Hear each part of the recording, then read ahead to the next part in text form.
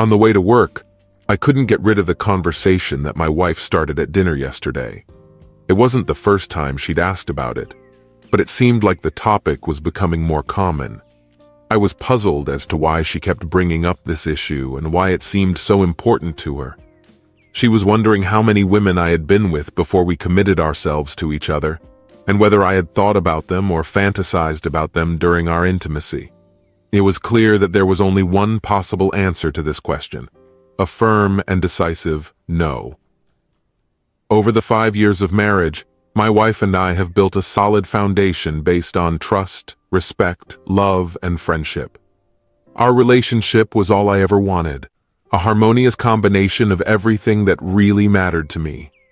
We both had successful careers, a beautiful house in a great neighborhood, and a deep bond that I considered unbreakable. My name is William Harrison, but you can call me Billy. I am lucky that I have both the means and the time to treat myself to a vacation and enjoy fine wine, food, and entertainment. My wife Molly and I love exploring new places and enjoying the wonderful things in life. Tall, with blonde hair and blue eyes, I am of Nordic descent with an admixture of Irish blood, which can sometimes spur my temper. But since school, I've learned to control my anger, realizing that words are stronger than fists. I'm proud to be in good shape and take care of myself. As a child, I was always active, playing football and hockey all year round and spending countless hours in the basement lifting weights. Despite my busy schedule, I still found time for jogging, playing in the adult soccer league, and hockey on the pond. My wife, Molly, has always been naturally attractive. Sparkling eyes, flawless skin, and an attractive smile. She has a charm that endears people to her and encourages them to open up to her on any occasion. Molly is a great listener. She always shows her friends and colleagues how much they mean to her by giving them her undivided attention. Molly had a magnetic power that attracted people to her. Her sociability and charm often led to conversations bordering on flirtation, but she managed to avoid inappropriate topics. Despite the attention she attracted due to her attractiveness and lively personality, Molly never allowed herself to be superfluous. Tall for a girl, with blonde hair, blue eyes, and a figure that turned her head, she was the envy of both men and women. Perhaps her most impressive feature were her legs and perfectly chiseled hips. She devoted 4 or 5 evenings a week to the gym to maintain their elasticity and tone, finding pleasure and relaxation in training. I often couldn't resist the urge to touch her when she passed by, and she didn't seem to mind. When I thought about it, Molly's personality seemed perfect, especially for me. There was only one small flaw, because of which we periodically quarreled emotionally. Molly rarely brought a situation to an argument, but as a rule, she was adamant when she decided something. She firmly believed in her opinion, especially in those matters that were not easy to back up with facts or clear evidence. This often led to stubbornness on her part, and it was difficult for me to convince her when the decision was made. We both tied the knot shortly after graduating from college, having been in an ongoing relationship for the last 2 years of university. It's safe to say that before we got married, Molly didn't have many different sexual partners. But in high school and the following summer, as well as in the first 2 years of college, I had a wild streak. I wanted to sleep with as many women as possible. At the age of 19, I was lucky enough to become one of the first intimate partners of an elderly divorced woman. She was experienced and passionate in the pleasures of love, taught me valuable lessons on how to please a woman, and the secrets of how to help her reach a climax. Her guidance helped me prioritize my partner's satisfaction, ensuring that I would only get my own pleasure after I made sure she was completely satisfied. Molly asked about my ability to satisfy her, and I explained this with valuable lessons learned in past relationships. Although she appreciated my skills, she couldn't help but envy the variety of partners and the experience I was getting. In my career, I worked as a mechanical engineer at Abbott Labs. I enjoyed working on the design and testing of injection-molded parts for medical devices such as ventilators, infusion pumps, and respirators. This job was both challenging and rewarding, provided me with a comfortable income and enough free time to pursue my hobbies. I am currently restoring a Winnebago B-Class van that Molly and I plan to use for week-long trips along the northern shore of Lake Superior in Minnesota, as well as to the mountains and to the ocean. The possibilities for adventure are endless. Molly, a chartered accountant, held a prestigious position in one of the 5 leading national accounting and consulting firms. Her job provided a comfortable salary, an acceptable level of stress, and the possibility of periodic business trips. Her responsibilities included accompanying the junior accountants at the company's audits to ensure that they conducted a thorough assessment and complied with the company's standards for customer service and reporting. Over the past month, Molly has traveled several times on business trips with a new colleague named Nick. After graduating from high school, he went on a 3-year journey to become a financial controller. After their first trip, Molly initially praised his hot, confident, and sociable character, but then became silent about him. As I devoted more and more time to my project, my anticipation of traveling with Molly grew. But I couldn't get rid of the feeling that she wasn't as passionate as I was, and that bothered me. After a few short trips, I realized that eventually Molly would start to enjoy them. I also noticed that Molly's behavior towards me had changed a little. She seemed less cheerful, sociable, and companionable. Despite this, our intimate relationship remained strong, and there were times when Molly came home late from work and passionately offered to make love. The last time this happened, I noticed that her desire level was high. It was clear that something was turning her on. After making passionate love at the end of a long day at work, I went downstairs to start cooking dinner while Molly took a shower. While I was cooking, I had a feeling that something was wrong between us lately. When Molly finally joined me at the table, I decided to look into the matter. Meanwhile, Molly was relaxing under the jets of hot water, enjoying the aftertaste of our intimate moment. But underneath her contentment was a sense of guilt and worry. She couldn't get rid of the memories of the recent happy hours spent with her colleague Nick. Lately, he had been trying to persuade her to go out to dinner and dance. She was well aware that she was crossing a line that she shouldn't have crossed, especially since their conversations were becoming more and more flirtatious and inappropriate for a married woman. But she couldn't deny that she was deceiving herself. She was fixated on this forbidden relationship and the excitement of intimacy with another man. She recognized her strong physical attraction to him and had already made a mental decision to enter into an intimate relationship with him. She told herself she deserved it. I need to get this obsession out of my head and focus on my marriage. Billy had a lot of intimate partners before we started living together, but I know he would never cheat on me. I will never cheat on him either. But I made the decision to spend the weekend with Andrew. I need to figure out how to talk to Billy about this. I love him and would never want to hurt him, so I will be honest with him. It's just one time, just an affair. It's important for me to solve this problem and move forward in my marriage, Molly reflected. If Billy really loves her as much as she thinks he does, he will be open to this conversation, and together they will be able to overcome any difficulties, becoming even stronger than before. She did not lose this hope, although some part of her was afraid that this might just be wishful thinking. Determined, I waited for Molly to join him in the kitchen, where I was making shrimp salad, cornbread, and pouring wine into glasses. Taking a deep breath, she finally spoke. We need to discuss something important. Billy, please, let's be honest with each other. I love you and I know that you love me. Let's go through this together. I need to talk to you too, but why don't you continue? And Molly, that sounds a little ominous. How many relationships have changed for the worse after I heard those words? I spoke. Don't worry, Billy. There's nothing wrong with that. This is something that will benefit both of us. I do not know how to put it into words, but it seems to me that something is wrong between us. Lately, you haven't been as affectionate and open with me as usual. Molly began her reflections. Have you forgotten about the passionate love we just shared? I asked in disbelief. Billy, that's not what I meant, she replied, puzzled. But since you're talking about it, what made you want to so badly that you practically tore off my clothes? I asked jokingly. Molly's demeanor quickly changed, and there were notes of protection and guilt in her expression. Billy, if you don't like that I love you so passionately, then maybe that's more your problem than mine, she replied. I immediately caught her defensive stance and contradicted her, noticing the notes of worry and guilt in her eyes. Can't you see? Can't you tell me what's really going on? Do I have a reason to worry about you? I asked. Molly felt a pang of guilt as she realized that the conversation had gone the wrong way.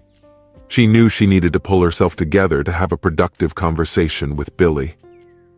Billy, I'm really sorry. That's not what I wanted to say. I need to tell you what's going on. I want you to remember that I love you and our life together more than anything in the world. Our relationship is very dear to me, and I am deeply in love with you. Please keep in mind, Molly, that you are causing me great concern during our conversation. Are you romantically involved with someone else? Are you unfaithful to me? I started to move forward. Billy, how could you even imagine such a thing? You know that I will never betray your trust. I appreciate and respect you too much, but I need to have a serious talk with you. I'm asking you to listen to me and really hear what I want to say.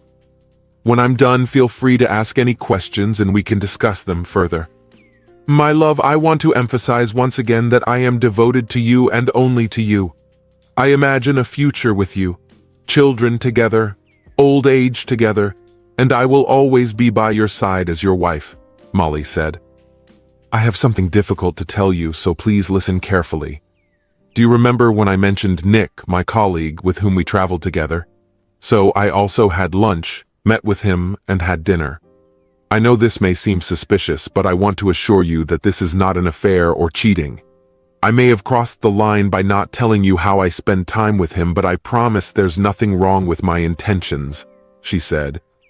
Maybe I don't feel love for him, but our communication was filled with flirting and meaningful hints. It all seemed a little cheeky but harmless. That was until he confessed that he wanted intimacy with me. He is 7 years younger than me, incredibly attractive and in great shape, and I found myself inexplicably attracted to him, says Molly enthusiastically. In a fit of anger, I asked myself a question. Had she given up her current relationship for him? Does she feel love for him? Has she already cheated on me? And is this his way of telling me the truth? Molly flinched at her words, realizing that they didn't convey what she really meant. Billy, I want you to know that I haven't been intimate with anyone, including Nick. It was difficult for me, but you have to understand that my love is only for you. Nick is just a young guy. I have no chance of falling in love with him. I had limited sexual experience before we met, and sometimes I feel like I missed the opportunity to explore everything before we became a couple. I wish I had a chance to try something new, like you did before we fell in love. It's hard to get rid of the idea that this young man I'm attracted to wants to make love to me.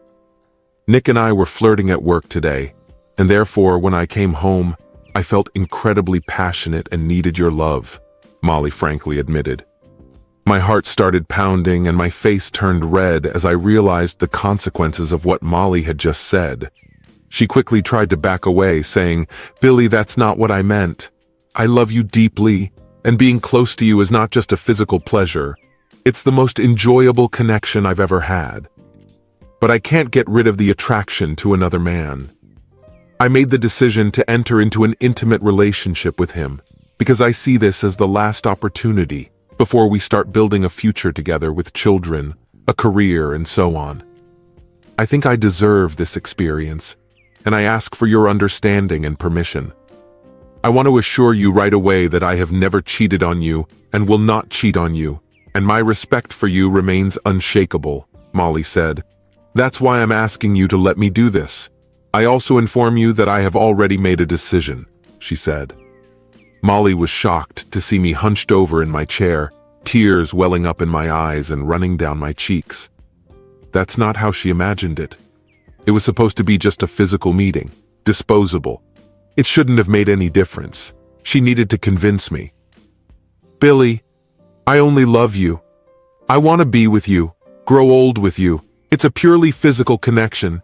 It's not love, she chirped. Molly begged me, trying to justify her request to get intimate sensations.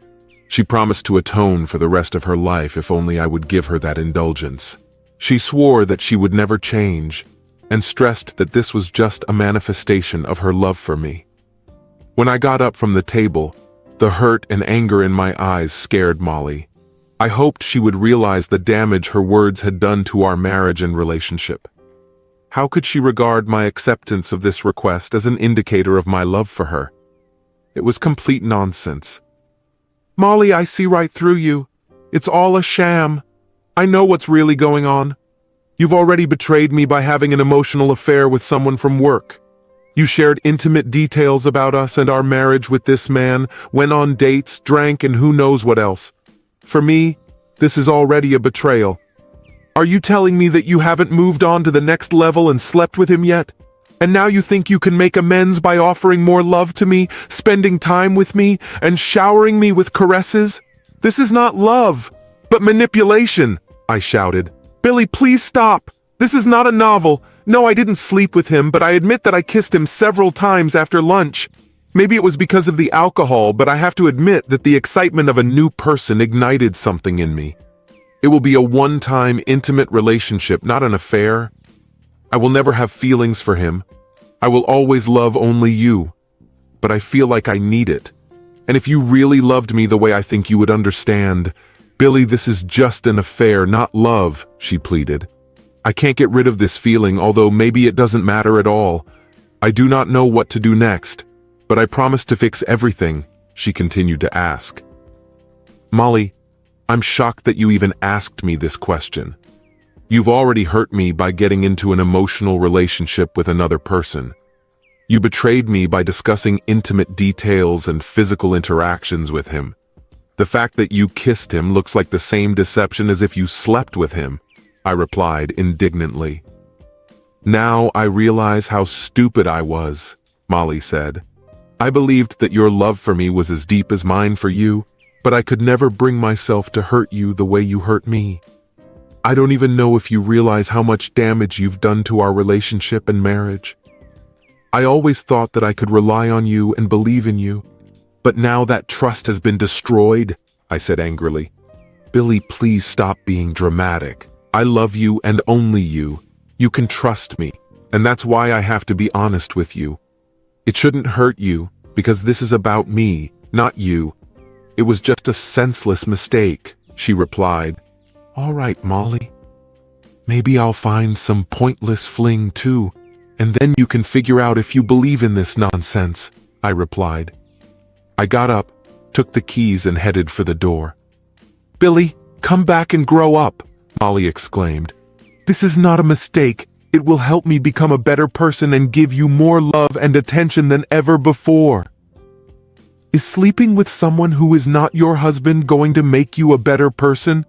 You're crazy, Molly, I replied. I can't believe you really think that's true. I don't understand how you can claim to love me and then expect me to accept your infidelity and move on with my life. I'll never be able to just brush it off. If you keep this up, our relationship is over. Do you understand that? I asked bitterly. Tears welled up in my eyes as I rushed to the door, got into the car, and drove out of the driveway before Molly could reach me and call out, Billy, please don't leave. Let me prove how much I love you. We can handle this together and make it better for both of us. I looked at her with a mixture of sadness and suffering, tears streaming down my face, and I drove off into the darkness of the night. It will do me good, I thought to myself. Unbelievable. What am I going to do now, Lord? Molly sat in shock, feeling depressed and anxious. How could I have screwed up like that? Why can't he understand how important this is to me and that it won't hurt our love and relationship? But she couldn't ignore the truth. It had already happened. They had never fought like this before, and Billy had never left her. She had always been sure of her love for him, but now doubts about his feelings for her crept into her soul. Reluctantly, she acknowledged the possibility that she had irreparably damaged their relationship. Despite this, she was already making plans for the weekend with Nick. They were going to have a brunch, spend the day at the hotel, and indulge in passionate intimacy. The evening will be filled with dinner, dancing, and even more intimate moments. She hoped that the weekend would be full of love and connection, despite the fact that she was tormented by doubts. She intended to indulge in as close a relationship with him as possible before returning home on Sunday evening and fully dedicating herself to marriage and Billy. She was sure that eventually he would forgive her. She admitted that he was in pain right now and that she hadn't explained everything to him properly. She thinks it was unfair of him to assume that she was already having an affair and get so upset about her needs and desires. Her decision was final, and she was sure that Billy would eventually come to terms with it, which would allow them to strengthen their relationship and move forward together towards a brighter future. 2 hours later, when she hadn't heard from Billy, her anxiety increased. She knew he wasn't in the best of moods when he left. She was sure that he would contact her so that they could reconcile and return home to be together and show their love for each other. But as time passed, and there was no call or message from him, she decided to contact him. When he didn't respond, she left a voice message expressing her regrets. "Billy, I'm sorry that everything happened like this, and that you're suffering.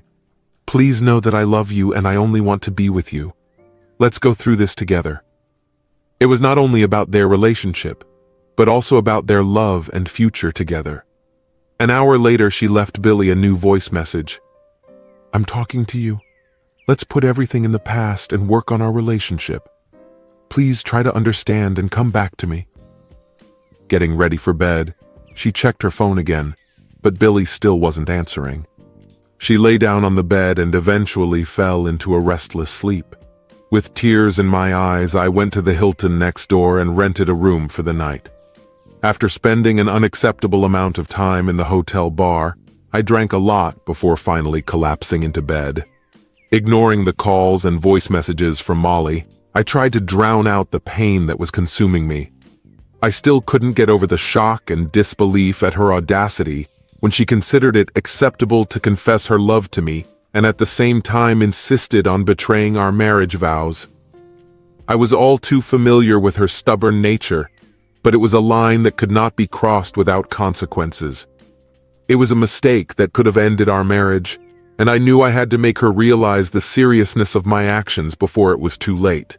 But deep down, I couldn't get rid of the fear that maybe it was too late. Even if I managed to convince her this time, how could I be sure that she wouldn't act behind my back and repeat the same betrayal in the future?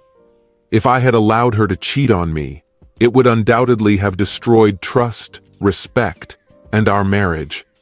I knew that if I let her do this, my feelings for her would never be the same. If I had agreed, how long would it have been before she would have found another man she wanted to be with? Won't she end up resenting me for not standing up and insisting that she belong only to me? It seemed that there were no positive options, and I began to fear that this was just the beginning of the fall. After much thought, I came to the conclusion that the best course of action would be to convince her to change her mind and join me in therapy in order to understand the reasons for her desire to have an intimate relationship with someone else. The following Wednesday morning, Molly woke up, reached out to hug Billy, and was shocked to find that he was not in bed with her. She searched the whole house, checked the guest bedroom and the sofa, but realized that his car was not there, which means he did not return home. This discovery made her very upset. After checking her phone and finding no new messages or voicemail, she decided to call him. But he didn't answer the phone. When she was about to hang up, a text notification appeared on her screen. It was from him. "Molly, I'll be home at 7 today. Please eat before I come. We need to have a serious conversation about our future together." Molly rolled her eyes at Billy's dramatic message. Initially annoyed, she soon felt anxious. Was he hinting that they didn't have a future together? The thought haunted her, causing a mixture of disappointment and anxiety. She never wanted this to happen. She loved him and wanted only one thing: to be with him. Why couldn't he understand that? Tonight she would have to make him understand that. When she was sitting at her desk at work, Nick approached her with his usual charm. "Good morning, pretty girl," he said. "You look good enough to kiss and cuddle. I hope we still have everything ahead of us this Saturday. Did you tell your husband? Should I be worried?" Molly sighed. "Nick, let me deal with Billy. Maybe he doesn't quite agree with this idea, but it won't cause any problems. Yes, everything remains in force. Our plans for Saturday remain in force, and I can't help but be happy about it," she said. Despite this, when he walked away from her desk, Molly couldn't resist sending Billy another message. She expressed her love and assured him of her commitment to their future together.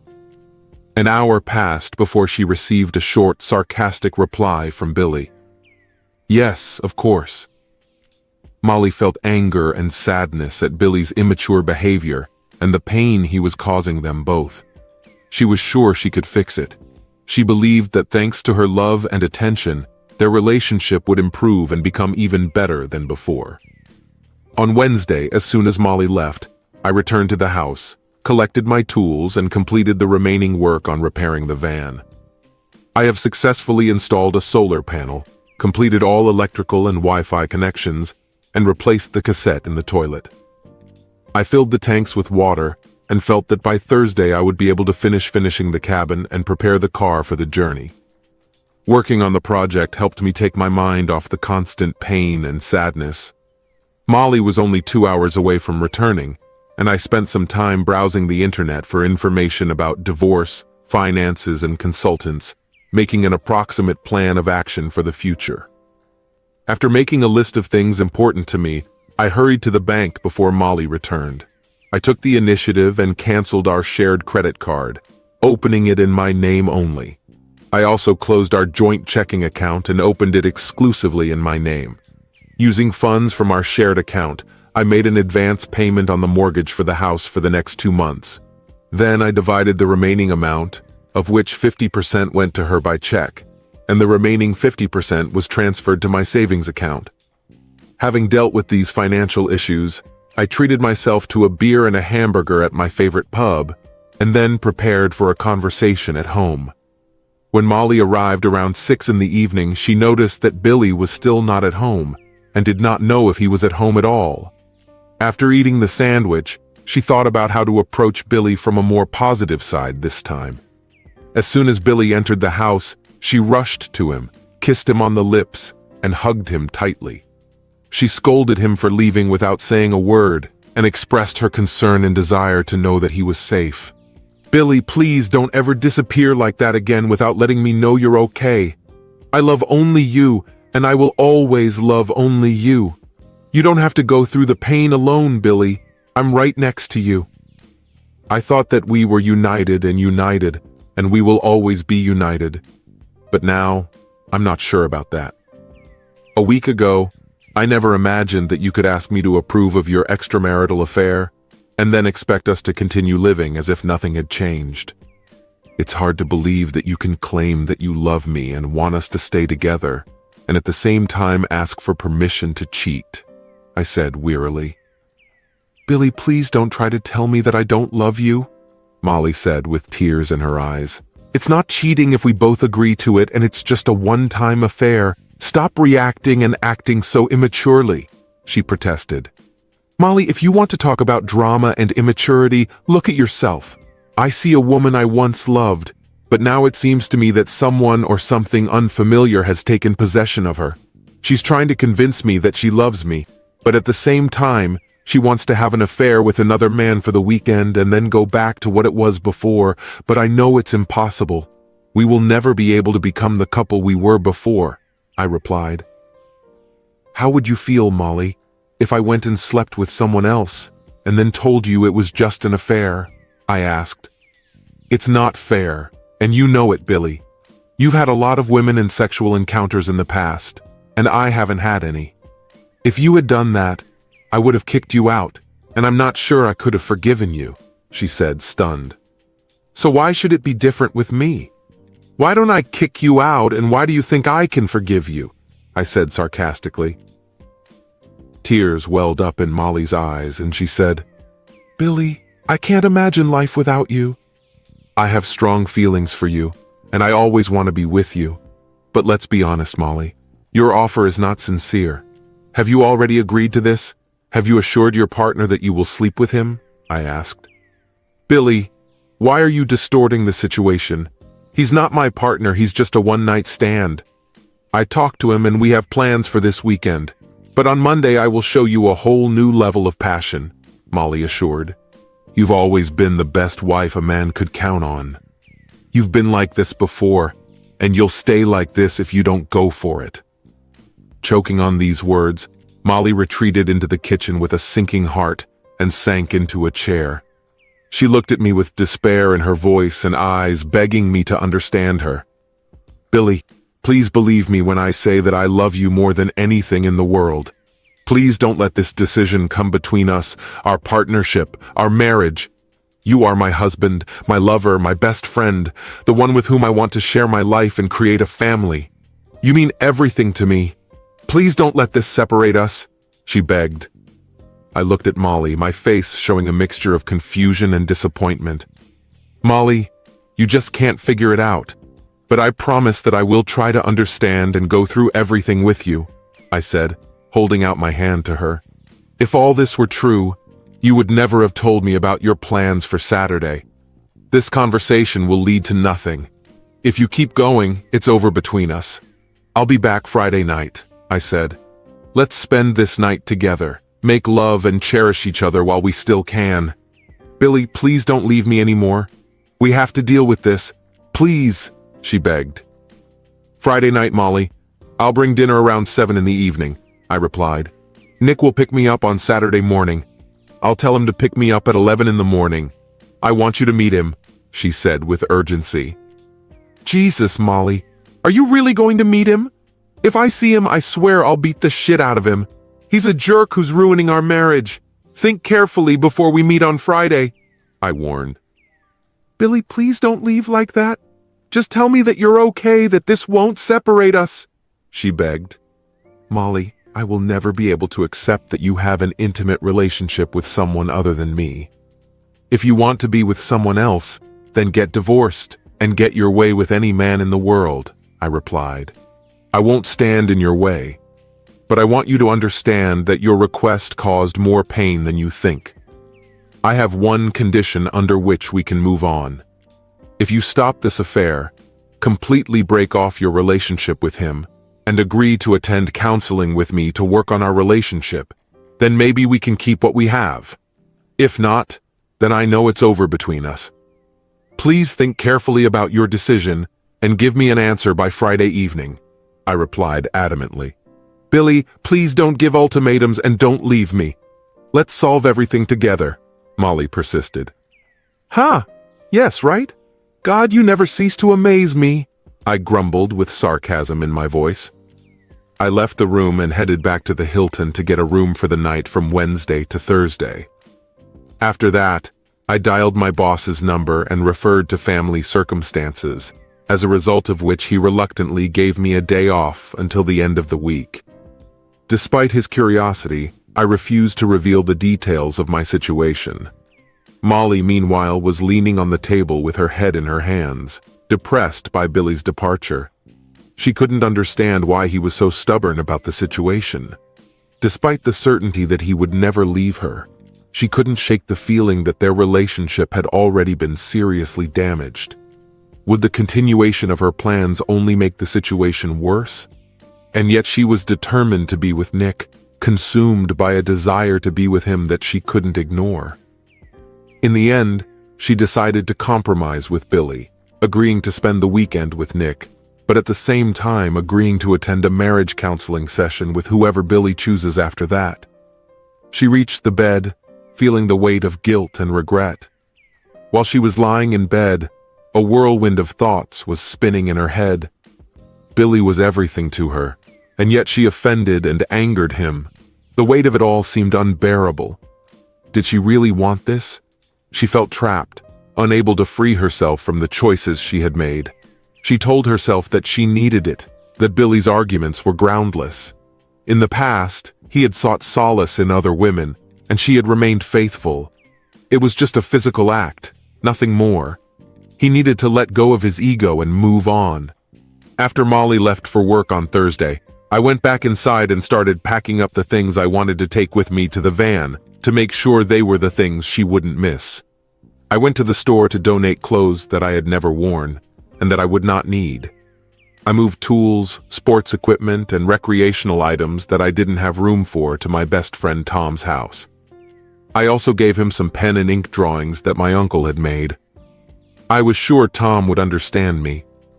We sat down at the table, had a drink, and I talked about my situation and what choice I had. Tom's face showed disbelief as he exclaimed, "Billy, you've got to be kidding. Molly would never betray you like that. She's head over heels in love with you." He questioned my decision, suggesting that perhaps there was some reason for her behavior, such as a head injury. Feeling lost and confused, I confessed, "I no longer know what is real and what is not. I don't know what to do at all." In 1 week, my whole world collapsed, and it was like I stopped recognizing Molly. I can't understand it. The love I once had for her is being tested, diminishing with each of her lame excuses for why it would somehow benefit our marriage. She's acting irrationally, I informed Tom. "Can't we just forget about it? Maybe you should go to a therapist and move on?" he asked. "No way. I made it clear to her that we would get through this if she didn't betray me. But if she did, then I don't see a way to fix the situation. I begged her to change her mind, but it seems to be useless," I replied. "I will try my best to give her an unforgettable and amazing Friday night, in the hope that she will finally listen to reason. This is my last attempt to save our relationship," I said. "Good luck. Please let me know if there is anything I can do to support you during this difficult time. Perhaps I can ease your pain and offer my help in some other way. It breaks my heart that you two are fighting like this. You were my inspiration for a strong and healthy marriage, and now it seems that both of our ideals have been shattered," he said. "I never imagined that this would happen to us," I said sadly. "I'm trying my best not to give in to the urge to engage in a physical fight with him," I added. "But Billy, if the situation escalates and you need help to get back at him, just warn me and I'll come to the rescue. Take your time. Think about it. Stay safe, my friend," Tommy said. "Oh, and I have a new phone and number. I'll text you the details so we can stay in touch," I said. "Hold on, buddy," he said. "See you later, brother." After that, I went to the Verizon store, bought a new phone and number, and changed our data plan to a data plan in Molly's name only. Finally, I went home.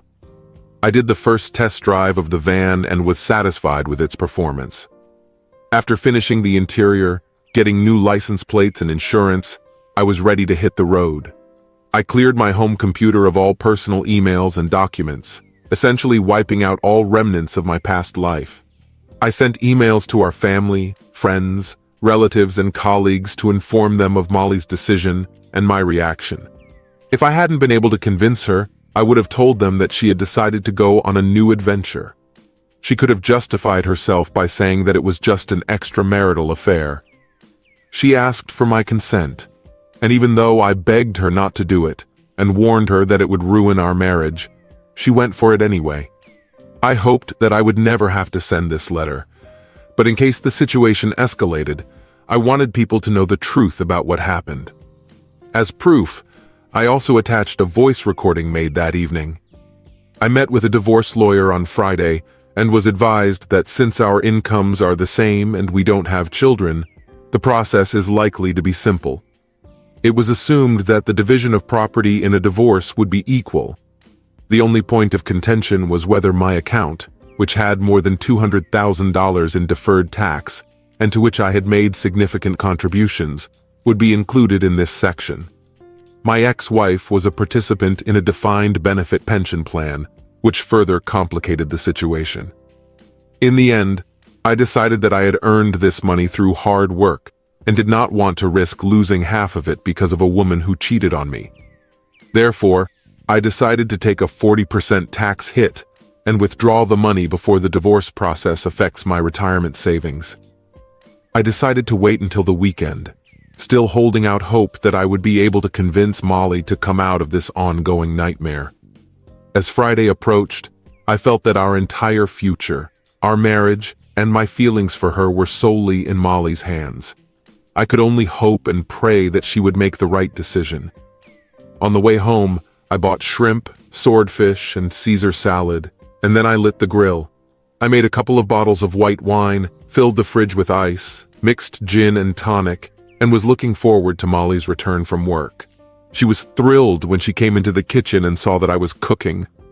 "Thank God you're home, Billy. I've missed you so much and I hate it when you're not with me. Promise me you won't do this anymore. You love me. I love you. We should be together," she said with a smile. She came up to me and felt surprised and delighted when I hugged her and kissed her with a deep, gentle kiss. "Molly, why don't you go freshen up and put on something attractive? Bring a glass of wine with you to start the celebration. As soon as you come down, I'll start grilling, and we can enjoy a wonderful dinner together.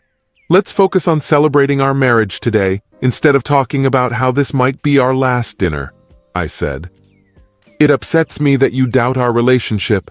I've assured you countless times that I only love you," Molly said with a frown. "This is something I have to deal with on my own. You have nothing to do with it." "Let's put this conversation on hold for now, Molly," I replied. "First, let's take a shower with wine together, and then we'll eat and move on to the most interesting part of our evening," I said. "Mister, I hope that you will stay with me tonight and not leave me upset or worried about you. I'll be back soon in an outfit that will show how much I love and cherish you," she said playfully. Molly went upstairs to take a shower, and when she returned, I was blown away by her stunning French outfit, complete with a little white beanie. Molly was wearing a tight white blouse with a low slit, exposing most of her assets and the middle part of her body. She was wearing a thigh-length black silk skirt, a short skirt that barely covered the top of her panties, and stiletto heels. "Wow, Molly! You look incredibly seductive and just stunning!" I exclaimed. "I can't wait for you to see the other outfits I've planned for the next few weeks of our life together," she said. "But first, let's cook the food on the grill. I'm hungry, but I'm even more impatient to get to dessert," I said. With a playful wink, she demonstrated her desire. Dinner was eaten in a hurry, glasses of gin and tonic were emptied, and most of the first bottle of wine was drunk. Unable to contain my passion any longer, I picked her up in my arms, climbed the stairs, and carefully laid her on the bed. When she reached for my belt and zipper, I stopped her impulses. "Today, everything will depend on you, Molly," I announced. "I want to cherish every inch of your body and create memories of our love that will last a lifetime. I want you to truly understand the magic we share and why we are destined to be together. You are mine, and I am yours, my love. Please make love to me tonight. Let's get rid of the stress of the last few days and strengthen our love for each other," she whispered passionately. That night we shared a passionate moment. After that, she admired how contented and satisfied she felt before falling asleep. When Molly woke up at 8:30 in the morning, she realized that it was time to get up and prepare for a new day. Nick was supposed to pick her up at 11 in the morning, and it made her feel guilty, anxious, and sad. After their passionate lovemaking the night before, she had not long doubted the correctness of her choice. How could anything compare to what they shared? But despite her doubts, she was determined to see it through. When she heard him fussing in the kitchen, the smell of bacon, scrambled eggs, and coffee wafting through the house, she put on a bathrobe and went downstairs. "Last night was amazing, Billy. I see a future with you filled with such moments," she said as she entered the kitchen. "I love you very much, and I'm grateful for last night." He didn't answer right away, concentrating on making scrambled eggs. Finally, he turned to her and asked if she wanted something to eat. "I think I can do without food, Billy, but thanks anyway. I have breakfast scheduled for 11 in the morning with Nick, so I want to keep my appetite for it. I need to freshen up and get ready quickly. Can you stay here so we can say goodbye, hug and kiss before the weekend?" she said tensely. "Molly, I'm not going to beg you anymore. I just want to ask you one last time. Are you absolutely sure that you can make love to someone who is not your husband?" I said, giving up cooking breakfast. "Billy, please stop. It's just one time. It won't change how I feel about you," Molly replied. Looking into her eyes full of pain and sadness, I vowed not to leave until I said goodbye to her. Molly's heart sank at the sight of my agony and the finality of my words. It was like saying goodbye, like closing, and she couldn't help but shudder at the thought. But I calmed her down by confessing my love for her. She promised that everything would be fine, that this pain would pass soon. She reminded me that we were destined to be together, forever. Despite her encouraging words, I couldn't help but feel overwhelmed by sadness. How could she be so confident when I was drowning in doubt and despair? She blushed at my remark. Tears welled up in her eyes, and she hurriedly headed to the bathroom. Why is he always so dramatic? Couldn't he just let her enjoy this one fling and move on? She was grateful for the opportunity and vowed to spend the rest of her days making amends to him. The experience had clearly affected Billy, and she knew she would have to work hard to ease his pain. But she was sure that in the end, he would come to his senses, because he loved her deeply and always took care of her. This time, it will be different. She took a quick shower and applied makeup, choosing a dress that was both attractive and sophisticated. Combined with thigh-high stockings and high-heeled shoes, she tried to look her best. When she came down with her bag, she realized that it was 10:30 in the morning and time was running out. When I saw that she was dressed to meet another man, it was like a dagger in my heart. "Billy, are you okay? You know how much I love you, don't you? And you love me too, don't you? Didn't last night show you that we can overcome this and continue to live together?" Molly's words echoed in my mind. Last night was supposed to be a special celebration of our marriage, a memory that we could carry with us for the rest of our lives, I said sadly. "But Billy, please don't call her our last night together. It's unfair to try to make me feel guilty for seeking solace in a moment of passion. We will get through this and become stronger than ever," she replied hopefully. When she moved in to kiss me, I held her gently to me, looking into her eyes and comforting her. "Molly, our evening has come to an end. You chose a casual weekend fling over your marriage. Those kisses don't matter anymore," I whispered softly. "Billy, please stop. It's not what you think. This is the only case, and I deserve it. You've had a lot of women in the past that you can fantasize about, but I don't have anything. I have a strong physical desire to have an intimate relationship with this person and move on. It doesn't mean love. It won't affect our relationship or my love for you," she screamed. "Yes, Molly, it's just a one-time thing," I confirmed. Before Molly could answer, she was interrupted by the sound of a car pulling up to the entrance and a horn honking. "Billy, you need to stop all this drama," she said irritably. "I will be back on Sunday evening, and you will still be my one and only lover, my life partner." The beep sounded again, and Molly suggested, "Maybe I should let Nick in and introduce him to you. Maybe then you'll realize that he's just an attractive guy, not a threat to our relationship." I felt a surge of pain and anger, but managed to keep my voice calm and answered, "Don't you dare let him in here, or I'll break his nose." Her eyes widened as he clenched his jaw and clenched his fists, saying that he would cause unimaginable pain to someone. Molly recoiled in horror, her heart pounding in her chest. This was not the man she knew, not the gentle soul she had fallen in love with. "Billy, please," she begged, her voice trembling with fear. "Leave it alone, please. Let me deal with this, and I promise I'll come home to you safe and sound. We can get through this together." She held out a trembling hand to him, desperately trying to calm the storm raging inside him. She prayed that he would listen to her, that his actions would be guided by reason and love, not cruelty and rage. Billy's eyes met hers, and for a moment there was understanding and remorse in his gaze.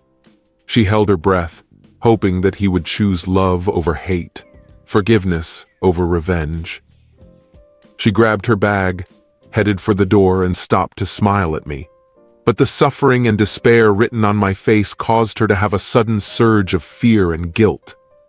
Despite this, she smiled bravely, kissed me, and assured me that from Sunday evening onwards, she would be the perfect wife and partner I had always hoped for.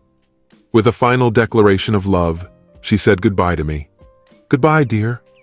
I waved weakly goodbye to her as she left. Sitting on the kitchen chair, I was trying to come to terms with her leaving, and tears were streaming down my face. I tried my best to end the extramarital affair that threatened to destroy our marriage. But Molly seemed to be living in her own world, convinced that this was what she needed to be happy. After crying for what seemed like an eternity, I finally got up and started packing my things into the van. Starting in the bedroom, I noticed Molly's wedding rings left on the coffee table. Feeling a mixture of sadness and anger, I put them in my pocket, deciding to forget about this painful chapter in our lives. 2 hours later, I packed up all the most expensive things. The paintings, sketches, and sculptures given to me by my late uncle were carefully packed, put in boxes, and put away under the double bed of the van. My initial choice of clothes turned out to be too big, so I quickly revised it and threw everything I didn't need into the trash can in the garage. As I wandered around the house, anger and sadness raged in me. My gaze fell on a wedding album filled with 40 photos from our big day 5 years ago. He had once been a source of joy and tranquility, but now he only evoked painful memories. Then, pouring tears over the paper, I sat down at the table and wrote my last letter to Molly. Finally, it was finished. I put the letter and the check for Molly from our shared savings and checking accounts in an envelope, not forgetting to write her name on the outside. After putting the photo album and the letter on the kitchen table, I took off my wedding ring and put it on top of the letter. With a heavy heart, I prepared to send a letter to all our friends, relatives, and acquaintances, scheduling it to be sent at 9 a.m. on Monday. I won't be home by then. After leaving the door, I climbed into my van and drove away from my old life. By the middle of Saturday afternoon, Molly and Nick had already had brunch and checked into the hotel that Nick had booked for the weekend. He hoped to persuade Molly to stay on both Saturday and Sunday, wanting to prolong the time they spent together and avoid the terrible Sunday lights out. When they undressed and got into bed, Molly couldn't help but feel a surge of delight at the sight of another man completely naked and wanting her. Nick wasted no time and started physical intimacy, but Molly gently asked him not to rush, reminding him to relax and take his time. "Today and tomorrow we have a lot of time to enjoy each other. Maybe I can help you relax and keep warm," Molly suggested. "Molly, I'm not very comfortable doing this, and I find it a little annoying. Let me take care of you," Nick said irritably.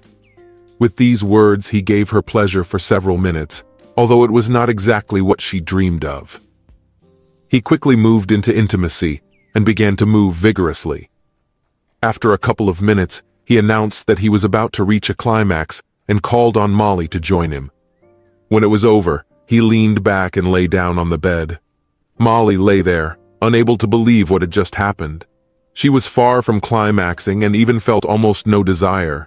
Nick hurriedly got up and rushed to the bathroom, saying that he needed to clean himself up, and then bring her a washcloth.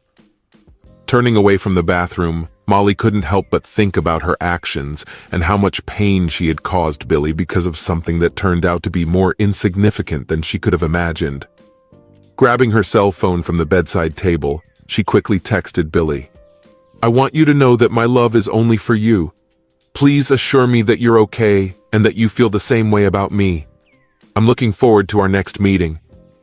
Nick left the room, full of youthful energy and hungry for more. They were engaged in intimacy 3 times that day, but it was only for the 3rd time that she managed to reach the highest point, and then thanks to her own efforts. After getting dressed, they went to dinner. The dinner was an awkward small talk, and there was no physical or emotional connection between them. The magic she had once felt seemed to have disappeared. After the feast, they decided to dance, but it was more like dancing with a relative than with a romantic partner. The once strong physical attraction she felt for Nick seemed to have evaporated. Despite Nick's desire to return to the room, she continued to order more and more drinks, prolonging the evening until they both got drunk and began to struggle their way back. When she got to their room, she hurriedly undressed, plopped down on the bed, turned her back on Nick, and fell asleep. The next morning, Nick was still sound asleep. She woke up with a headache. Her body was aching from what she had experienced the day before. Nick's snoring filled the room, reminding her of decisions she'd made over the weekend that she regretted. Despite the consequences, she decided to make one last attempt to have an unforgettable, intimate meeting with a young man. She hesitantly tried to wake Nick up with morning caresses, hoping to arouse desire in the bedroom. Suddenly he woke up. She wiped her mouth and, turning to him, asked, "Did you like it, kid?" When she bent down to kiss him, he pulled away and said, "No way. Go clean yourself up and brush your teeth before you continue." Disgusted, she grabbed the phone and disappeared into the bathroom, closing the door behind her. She turned on the shower and lathered herself vigorously, as if trying to get rid of some invisible threat. After drying off, she sat on the toilet and checked her phone to see if Billy had answered her messages. When she got no answer, she called him and immediately went to voicemail. Disappointed, she sent a final message. "Billy, I love you. Are you all right? Please reassure me that you're okay and we can move on. This situation has become an unfortunate mistake, and my heart belongs to you forever. I will return home as soon as possible to hug you and express my love for you. Please confirm that you are all right." After persuading Nick to join her for breakfast, she confessed, "Nick, I made a mistake. Now I understand that my love belongs only to my husband, and this weekend with you showed me that no one can compare with him in my eyes. I'm going to go back to the room. I need to pack my things and leave immediately. I'll call a taxi.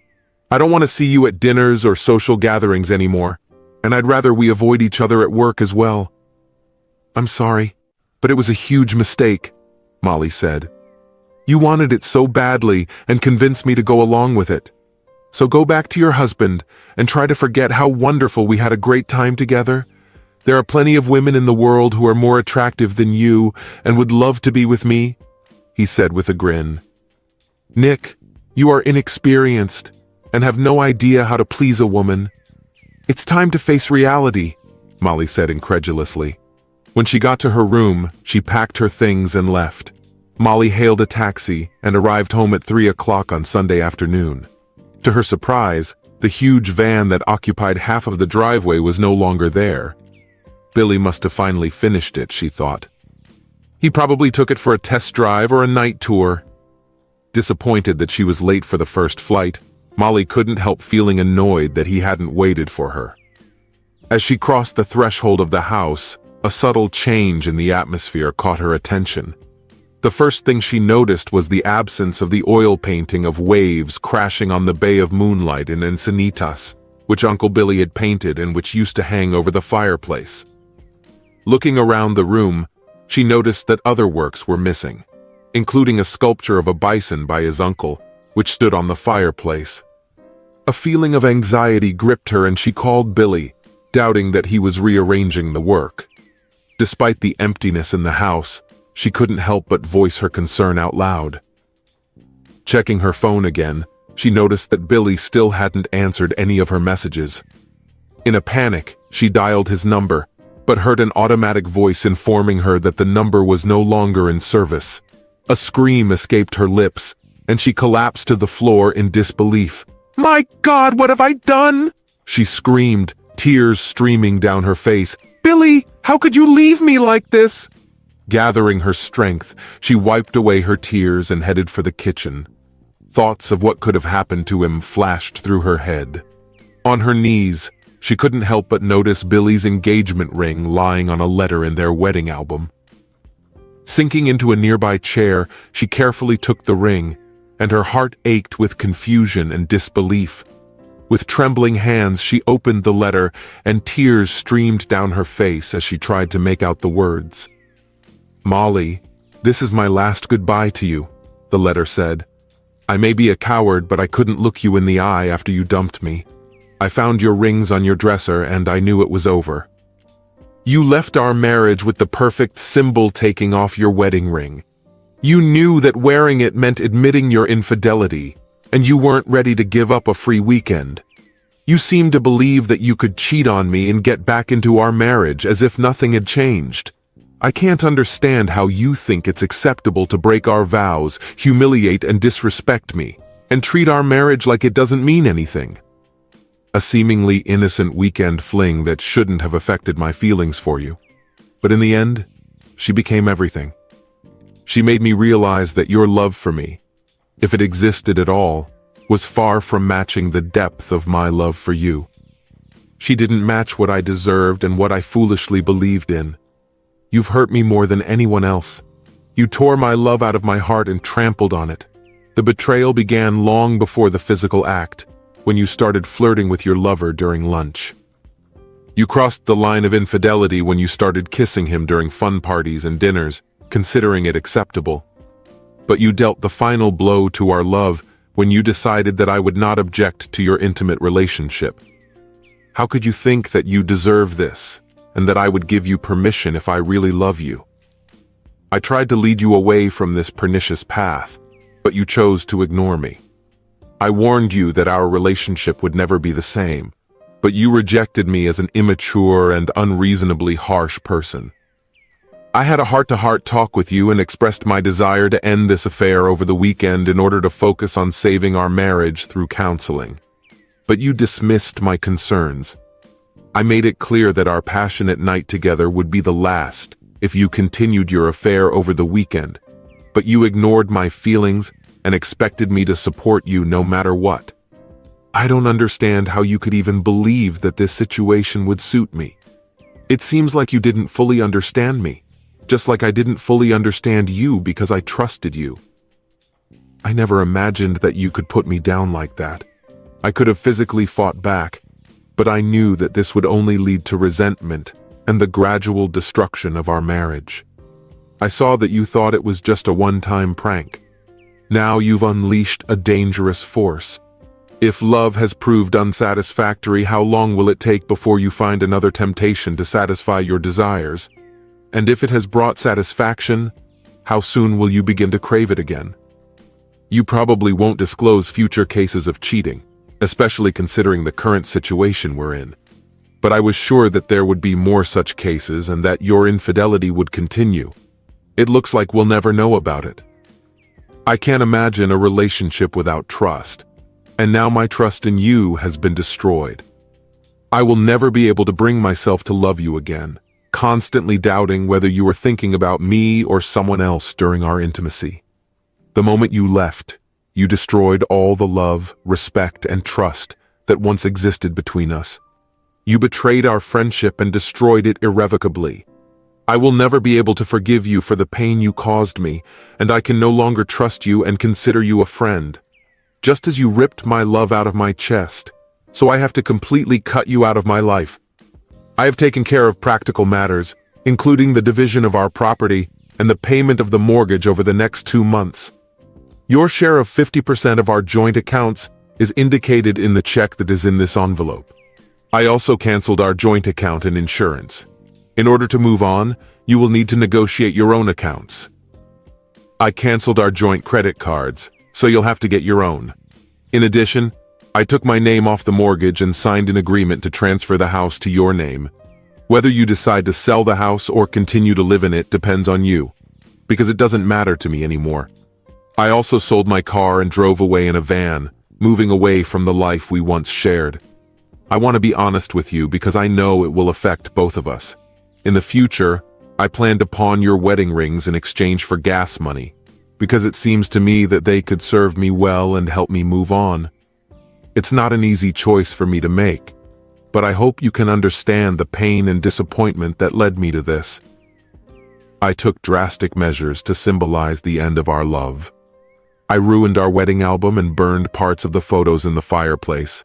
I also sent emails to our friends, relatives, colleagues, and acquaintances, informing them of your infidelity and my decision to leave you. You have time to tell your version of events before the truth comes out. You can start a new chapter in your life by confessing your actions. It will be a plus for you that I give you the green light for any romantic or sexual relationship you wish. Study whatever you want, although I hope you stay away from married men, since you've already done enough damage. Follow your own path to find what made you reject our relationship as old news. You have my blessing to divorce, sell your house, move in, whatever your heart desires. I don't care what choice you make, and I'll leave everything in your hands. If I'm lucky enough to find a woman who really loves me the way I deserve, then maybe I'll consider a divorce. I have decided to quit my job and withdraw my assets. At the moment, my only plan is to never see you again and turn left when I leave this place. Besides, I think I'll start all over again and try to leave a memory of you. Molly reread Billy's farewell several times, not believing that this was actually happening. As she read the words Billy had written, she noticed his tear-stained sheets. It was a painful reminder of the damage she had caused. The sight of the ruined wedding album made her feel sick, and she tried her best not to faint. What have I done? She thought, filled with self-pity and self-loathing. How could she be so selfish and stupid as to give up the love of her life for a senseless affair with a man who didn't care about her? Molly collapsed onto the couch in the living room, overcome with guilt and despair, and desperately wanted to turn back time. She was curled up and tears were streaming down her face as she cried herself to sleep. The realization that she was stubborn and fixated on fulfilling her desires for a new sexual partner hit her hard.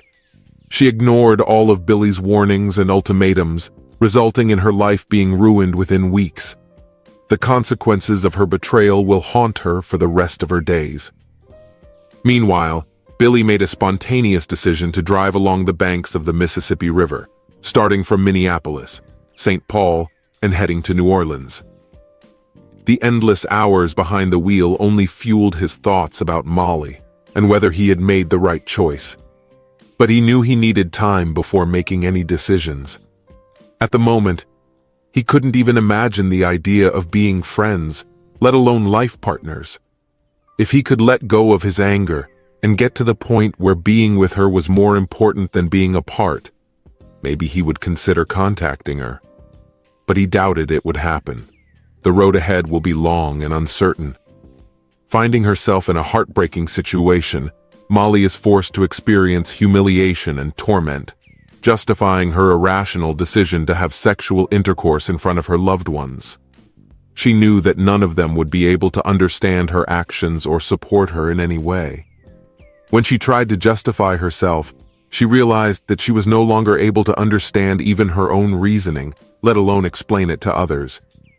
She had to admit the harsh truth that she had been fooling herself into thinking that the affair would have no consequences. She had to admit how naively she had convinced herself that this would not affect their relationship.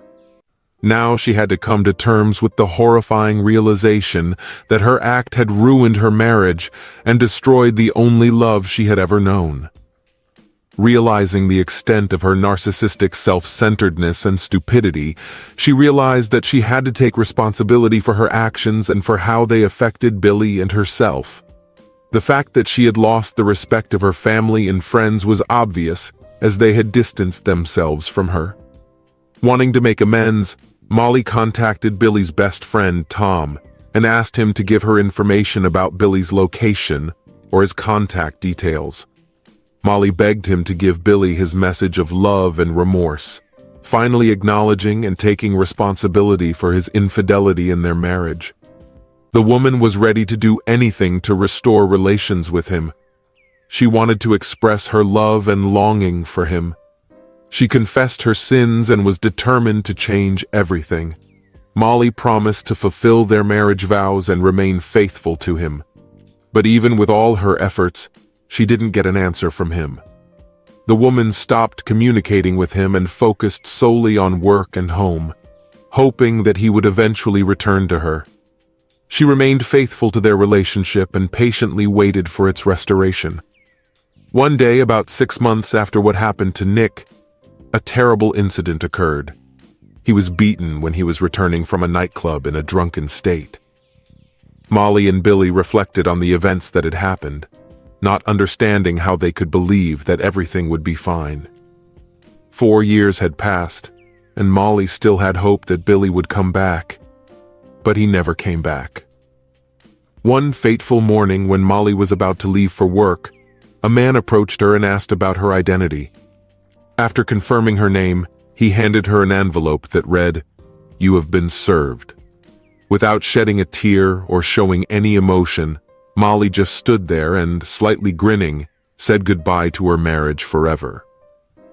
7 years after breaking up with Molly, Billy was enjoying life with his beautiful wife, who was 5 years younger than him, and gave birth to a healthy son, who was born a week ago. Billy was happy to become a father. He couldn't get enough of the fact that his life had found happiness and love.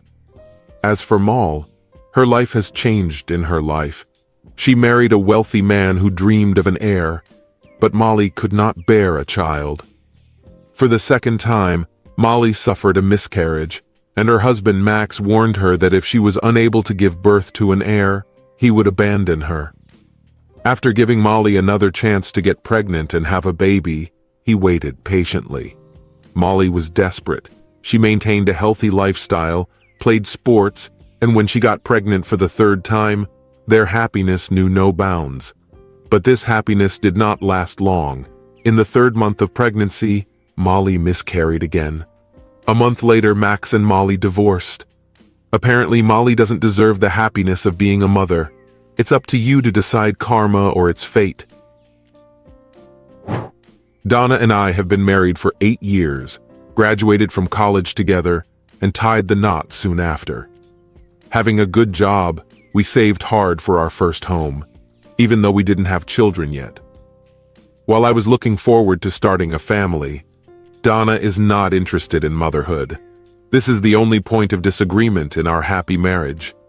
We first became close in college because of our shared love of bird watching, a hobby that brought us together on hikes and walks. Our intimate life, which has always been active and pleasant, began to fade about 4 months ago. We were always ready to try something new, but nothing too extreme.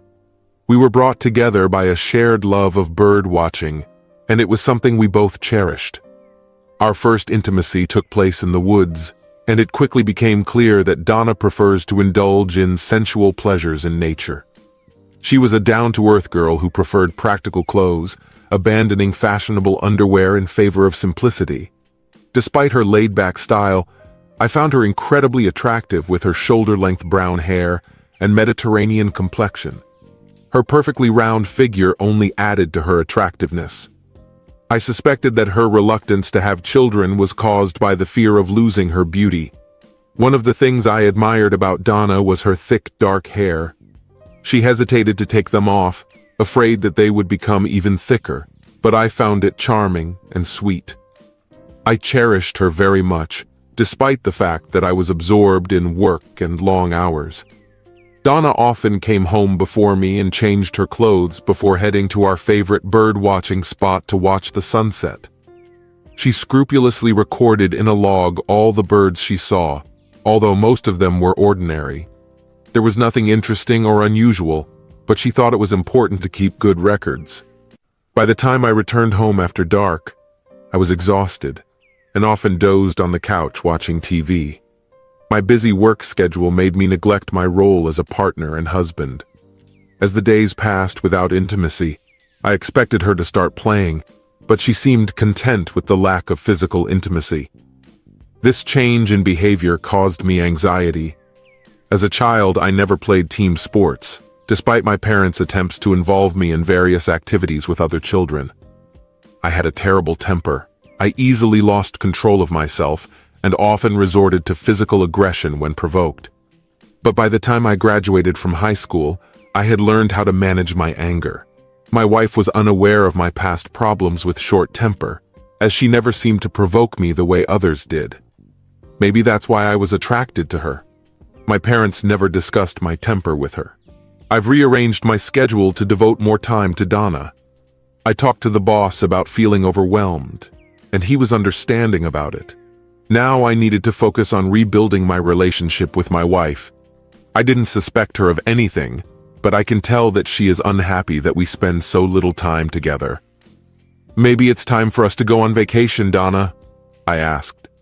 She hesitated and said that it would be possible to go on a little trip if I could find the time. I was thinking about a week or two, somewhere quiet and romantic, I suggested. Donna offered to spend a 3-day weekend, stressing the importance of saving money for our future home. I agreed, but expressed concern about the lack of quality time spent together. I felt exhausted after work, and our weekends were filled with chores and errands.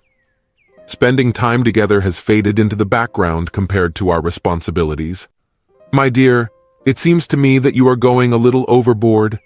I would love to go on a little trip somewhere nearby, but a full vacation is too much for me right now. I just don't feel ready for it. Maybe I'm just too worried. I want to make sure that I'm doing everything I can to make you happy." "I'm happy with you, Brian. If something goes wrong, I promise that I will solve the problems with my head. Let's focus on our real problems and not create unnecessary ones. I trust you. I wouldn't want you to start looking for someone else." When I mentioned it, she winced slightly. It was my feeble attempt to improve my marriage, which clearly didn't work. I was no better at correcting a situation than I was at recognizing that something was wrong. I didn't talk about my new work schedule, and my feeble attempt at intimacy was thwarted by her headache. Before going to bed, I noticed that Donna regularly goes out for walks, but no one has seen her. On a lighter note, I got my favorite Honda 250 Rebel motorcycle. The motorcycle is quiet, easy to handle, and reliable. Unlike the big Harleys, it's not bulky or clumsy. I took him to work that day, knowing that Donna would be home around 4. I informed my secretary, Marge, that I would spend the rest of the day in the archive, and asked her to call me on my cell phone when she went home. Since there were no landlines in the basement, and no one was working downstairs, I left through the fire exit at the back of the building and bolted the door to keep it open. 5 minutes later, I found a place where I could park the motorcycle, on the next street. It was easy to hide there. My wife returned home at the usual time, quickly changed her clothes, and 10 minutes later went to the birdwatching site. I guessed where she was going, so I didn't follow her too closely. Soon, her Volvo parked in the Rainbow Mountain Main Trail parking lot, and a black BMW parked nearby. Considering our frequent visits to this park, I was familiar with the paths. Hiding the bike among the trees, I began to climb the alternative trail. Taking my time and trying not to make noise, I used my many years of birdwatching experience to my advantage. Every few minutes I stopped to scan the area with binoculars. As I climbed to the top of the mountain, the trails became uneven, noticeable, but close to dangerous overhangs. Despite the danger, it was a great place to watch hawks, especially at this time of year. The view of the valley was breathtaking, unless I was looking down. Unable to stand it, I stopped and pointed the binoculars at the valley in search of the early arrival of the hawks. The scenery was beautiful, but soon the sounds of giggling caught my attention. It was easy for someone to hide in the dense forest, but it was hard for me to notice him either. Following the faint sounds, I cautiously moved forward, listening carefully. A flash of yellow showed where they were hiding. It was the lining of her vest. Having found a convenient place with a good view, I took out my optical device with a camera attached to it. Towering over them, I could watch without attracting attention.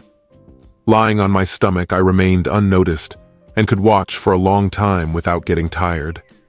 The secluded place provided privacy and ensured that they would not be accidentally discovered. My wife's companion turned out to be Clayton Mankey. He started working at Donna's firm about 6 months ago. Donna met him at several corporate events, and he seemed like a nice guy who she liked. But my attitude towards him was changing rapidly. He had a beautiful wife, quiet but attractive, and 2 little boys who went to elementary school. I admired his children and dreamed that I would have the same children. I couldn't understand why a man with such an ideal family should cheat on his wife with mine. Donna quickly took off her jeans and panties. Although they were away from prying eyes, I could still hear laughter and giggles. They began to engage in intimacy, and I managed to take some pictures of him giving her pleasure. But over time, I realized that there was nothing romantic or amorous about their actions. There was more animal and primitive in them. I realized that I didn't like watching them, and my rage increased. The initial shock of what was happening passed, and I thought about intervening, but in the end decided to endure the situation without having a clear plan. When he was done, they both got dressed, and then lay on the blanket for a while. The whole visit lasted less than an hour. Donna gave him a brief kiss, more like a gesture of familiarity than romance. When she started to leave, he gathered up the blanket, and it seemed like they both decided it was better to leave separately. Unaware of my presence, she left, forcing me to quickly pack my things and follow her at an inconspicuous distance. I finally stopped at the observation deck of Hawk Mountain, a flat rock jutting out over the valley, with a sheer drop of at least 300 feet down. From a picturesque and at the same time dangerous place, there was a breathtaking view of the Hawk Mountain. I was standing there scanning the area with binoculars when Clayton came out along the path to meet me. Despite the fact that I felt a surge of anger at his presence, I kept a calm look. "What are you looking at?" he asked. "There's a red-tailed hawk feeding the chicks in that pine tree," I replied, gesturing at the tree. Clayton tried to make out the hawk but found nothing. "That tree over there studded with pine cones," I pointed out. Still not seeing anything, he walked closer to the edge of the forest and then turned to me. "Do I know you from somewhere?" he asked. "Yes, we have already met. I'm Brian Powers, Donna's husband," I replied. His eyes widened in realization. The last words he uttered were, "Oh shit," before he was startled and stumbled backwards and flew down. Time seemed to slow down as he fell, and it seemed to me that an eternity had passed, although only a few seconds had passed. I peeked over the edge when my cell phone rang and saw Clay lying face down with his leg twisted unnaturally. Intrigued, I watched him closely for a while and then picked up the phone. "Hi, Marge. What's going on?" I asked. "I'm going to leave. Will you stay there?" "No, I'm just finishing up. I'll be back upstairs in about 10 minutes, I assured her. "Well, I left 2 letters on your desk that require your signature. I need to send them tomorrow morning," Marge informed me. "No problem. Thanks, Marge. See you tomorrow," I replied. It took me more than 10 minutes to get back to the office, but it didn't matter since Marge had already left. After signing the letter left by Marge, I decided to go home. Before leaving, I changed my hiking boots for Oxfords, throwing them into the nearest trash can on the way. I realized that I could be blamed for this accident. Donna seemed surprised to see me back so soon. Clayton's body was discovered in the afternoon, and the evening news made headlines that visibly upset Donna. After Clayton disappeared from work, speculation arose about his whereabouts. Clayton's body was discovered in the afternoon, and Donna was very upset when she saw the news in the evening. His absence from work caused concern to colleagues, as his wife reported that he had not returned home the day before. There were speculations about what he was doing on Rainbow Mountain, because it was not known about his passion for birdwatching or similar activities. Donna hesitated slightly before answering my question. "Did you go up there yesterday after work?" "No, not yesterday. I had to do some laundry." When asked if anyone had seen anything, she replied, "There aren't that many people there during the week." Then Donna suggested, "I think I'd better buy a black mothballs suit." I noticed her quick glance, indicating that she was upset by my lack of seriousness about Clayton's death. Apologizing, I said, "I'm sorry, dear. I know you worked with him and I didn't want to take his death lightly." That night I saw Donna crying quietly in bed, but I didn't say anything. 2 days later, Detective Felix Green visited me at work. He introduced himself and asked if I had time to answer a few questions. I agreed and asked how I could help. Detective Green asked about my acquaintance with Clayton Mank, to which I replied that we had met at social events at Donna's place of work. When I was asked about Clayton's accident on Rainbow Mountain, I said that we weren't close, but we communicated. Detective Green explained that they were trying to finalize the details of the incident. I am very sorry, but I do not know how I can help you. I didn't know this man very well. It seems that your wife was close to Mr. Mank, and we just want to make sure that you are satisfied with their relationship. What kind of relationship do you mean? I have no idea what you're talking about. My wife only worked with Clayton Mankey, and that was the end of their relationship. I don't understand what you're getting at. If you're going to say something like that, I hope you have evidence to back it up. We talked to your wife today, Mr. Bryan. She was with Clayton Mankey on Rainbow Mountain shortly before his accident. This can't be. I asked her yesterday and she said she was at home doing the laundry. I don't think she wants you to know about their relationship. Damn it. You're at it again. I asked you not to make such accusations against my wife. This is not an accusation, Mr. Bryan. Your wife told us this morning that she has been dating Clayton Mank for over 3 months. We didn't go into details, and if we did, it would be inconvenient for us to discuss it. You and your wife will have to decide for yourselves. Are you trying to say something, or are you just trying to piss me off? Please, Mr. Bryan Powers, don't worry. We spoke with your secretary, Marge Schumann, and she mentioned that you were in the basement for about 2 hours on Tuesday afternoon, going through archived files. The rest of the time you were in your office. You left early. The guard downstairs said you came out around 6. It looks like that's for sure. I didn't pay attention to the time. I just wanted to get back to my wife. Did she tell you that I stayed there for the rest of the evening? Don't worry, Mr. Powers. Everything is under control. We're just settling some issues so we don't miss anything. Did you know about your wife's relationship with Clayton Mankey? No, I didn't know. The main topic of conversation at the dinner table today is likely to be that Felix Green will give me his business card, apologize, and quietly leave.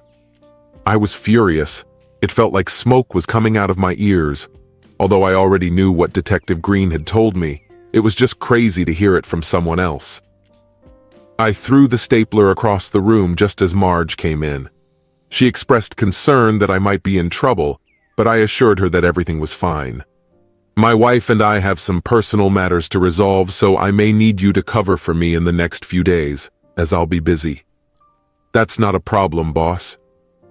I'm not going to solve my problems with Donna. I just want to find the best way to end our marriage. Fortunately, we do not have children, and we live in a rented house. I used to want children, but now I'm grateful to Donna for not wanting them. It wasn't even 3 o'clock yet, but after putting all my things away, I went out the door. Marge said goodbye to me understandingly as I left. There were $75,000 in our home account, so I withdrew $63,000 and went to a local dealer located on the next street. 2 hours later, $58,000 poorer, I left in a yellow Hummer. I realized that I didn't need a new house. I needed money for gasoline for this monstrous car. Arriving at the house, Donna got out of the car and exclaimed, "What the hell is this?" "This is my new car. I felt like I needed something more athletic." "Are you serious?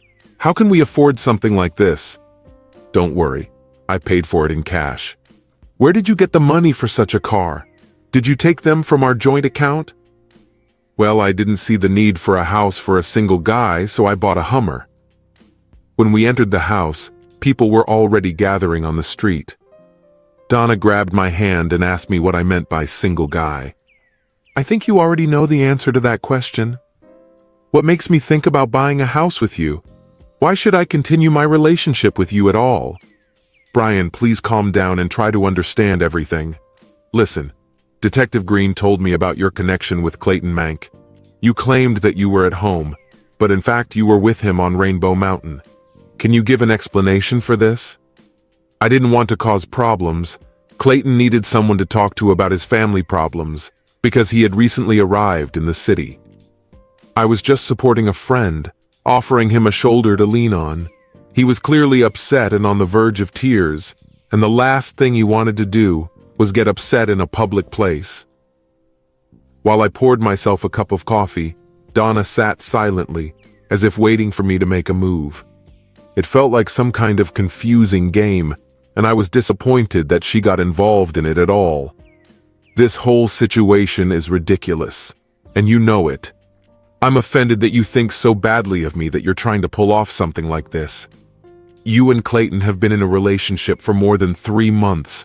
You were both unfaithful. You cheated on me, and Clayton cheated on his wife. I'm tired of listening to your lies and excuses. It's time to take responsibility as an adult, or keep quiet. Your made-up stories have no weight. Just because you made something up doesn't make it true. There is only friendship between Clayton and me. If you have evidence to the contrary, go ahead. I had incriminating photos that could reveal the truth. I couldn't reveal the truth about being on Rainbow Mountain on the day Clay died, even if I showed the photos. My anger was obvious as I tried to think. My fists were clenched, and the blood vessels in my neck and forehead were throbbing. Despite having good photos, I couldn't tell Donna the truth. Are there enough photos to prove it? In desperation, I decided that these were pictures of Donna and Clay making love, but she stated that they had never had an intimate relationship. Donna's words stuck in her throat as she realized the consequences of what she had just said. The attempt to deny the truth only confirmed her, and she fell silent, her eyes full of anger, and her lower lip trembled with excitement. She refused to admit defeat, but her words betrayed her true feelings. "You're a coward!" she finally spat out, her voice filled with bitterness. "I'm not going to discuss this any further, and you're not going to leave me. Sleep in your precious car because you won't be welcome in my bed for a long time, if at all. Cook yourself dinner and stay away from me." But then, suddenly changing her tone, she added, "We're going to the funeral tomorrow anyway, right?" The funeral was unusual as both Clayton and his wife Emily were not locals. It's strange that she decided to bury him away from home, perhaps to avoid having to explain the circumstances of his death to their loved ones. Most of those present were colleagues from the office where Donna and Clayton worked and expressed condolences as they passed the grieving widow. It was a dark event filled with tension and unspoken truths. When we arrived, Emily told the 2 boys to come over to her friend. Donna held out her hand and met Emily's gaze. "You have the nerve to show up here," Emily began. "You ruined my marriage, you ruined my family, and now you have the audacity to come here and take it out on me. If I see you again, I'll tear you to pieces. I promise you that." Donna was speechless, not knowing what to say. She opened her mouth to say something, but eventually gave up on the idea and just turned around and walked back to the car. Several people nearby overheard the whole conversation. I looked at Emily Mankey, who was watching my wife leave. There was hatred in her eyes. "I'm sorry if she upset you in any way. I'm sure it wasn't intentional," I said. "Listen up. She cheated on you, and you're protecting her. What kind of weakling are you?" Emily answered. "Go and comfort your cheating wife. You just drove me crazy, and I don't need it right now." With a slight nod, I headed back to the car. Donna was silent while we were driving home, but as soon as we arrived at the house, she vented her anger. "You're a coward!" she exclaimed. "Why did you force me to go to that horrible funeral just to embarrass me? There were so many people from your job there. Why did she choose you?" "Get out, you jerk!" She came into the house angrily and didn't talk to me for the rest of the day. After that, I started sleeping in the spare bedroom. I wasn't interested in being close to her anyway, so I was even relieved when she made that choice. The next day, around noon, I went to Emily Manx. I didn't know what to say, but I felt I had to apologize. She was in the garage with the boys, sorting boxes. "Hello. I'm sorry to bother you, but I wanted to apologize for upsetting you yesterday," I said. She just looked at me and continued to work. Finally, she turned to me and said, "Listen, I have a lot to do right now. I need to clean up the mess my husband left and figure out how to move on. I just don't have time to whine." I offered to help, and she seemed surprised. "Yes, I have time, and I don't mind helping," I said. She told me to take some garbage bags and follow her. We entered the house and went up to the master bedroom. This is Clay's closet and chest of drawers. Take everything out and put it in bags. When you're done, you can take them to Goodwill. Can you handle it? I agreed and asked if the boys could help me. She introduced me to Josh and Terry, and they both shook my hand, ready to help pack Dad's things. Josh looked to be about 8 years old, and Terry was about 6. They were both wonderful children, whom I would gladly have taken into my family. In less than an hour, the boys and I collected bags of clothes and shoes and loaded them into the Hummer. I dropped off the cargo in the city center and returned home, wondering what to do next. "It's all right, Mr. Powers. You don't have to do anything else," Emily said. "You shouldn't feel obligated just because of what your wife did." "Do you know exactly what happened, or is it just speculation?" I asked. "Both, but I wouldn't want to discuss it in front of the boys." "Can we talk about this later? Can you come tomorrow? I need to clean the basement and garage. Could you help me while we're talking? The boys have a meeting with friends from school." "It sounds good, but I will miss the presence of the boys." When I left, I felt some relief. I regret that I didn't help Emily's husband when he backed into the abyss, but I think he deserved it. I think Emily felt the same way. I have no idea what to do with Donna. I don't understand why she's resisting a divorce. My wife was cooking chili when I got home. I wanted to talk to her before dinner. "Donna, given recent events, do you think it would be better if we broke up?" "No, I don't think so. It's clear now that you and Clayton were having an affair. I think you weren't happy with our relationship. Can you explain this to me?" "I have nothing to say, Brian. After spending time with Clay at work and in other places, I realized that your vision of our future does not match mine. You thought of me as a traditional housewife who constantly gives birth to children, but I wanted something else. I didn't dare talk to you about it because I didn't want to upset you." Clayton was going through a similar situation with Emily. We found solace in each other, and this led to an intimate relationship. He wasn't taller than you. He was just unique. Maybe divorce is the best option at the moment. Based on our previous conversation, I have no plans to leave my home or end our marriage just because we had a disagreement. I intend to stay here, and I don't think you have any reason to kick me out. I think we should try to build a relationship and continue to live together as a married couple. I'm not ready to give up on our relationship yet. Let's not dwell on it anymore. Let's sit down and have dinner together." Dinner was surprisingly quiet. I quickly drank 2 beers to cool the hot chili. After a couple of hours, I felt stomach pains. After several trips to the toilet, I started to feel sick, and I saw blood in the tank. "Donna, I feel really bad. Can you take me to the emergency clinic?" Donna replied coldly, "No way! Desperate Housewives is about to begin.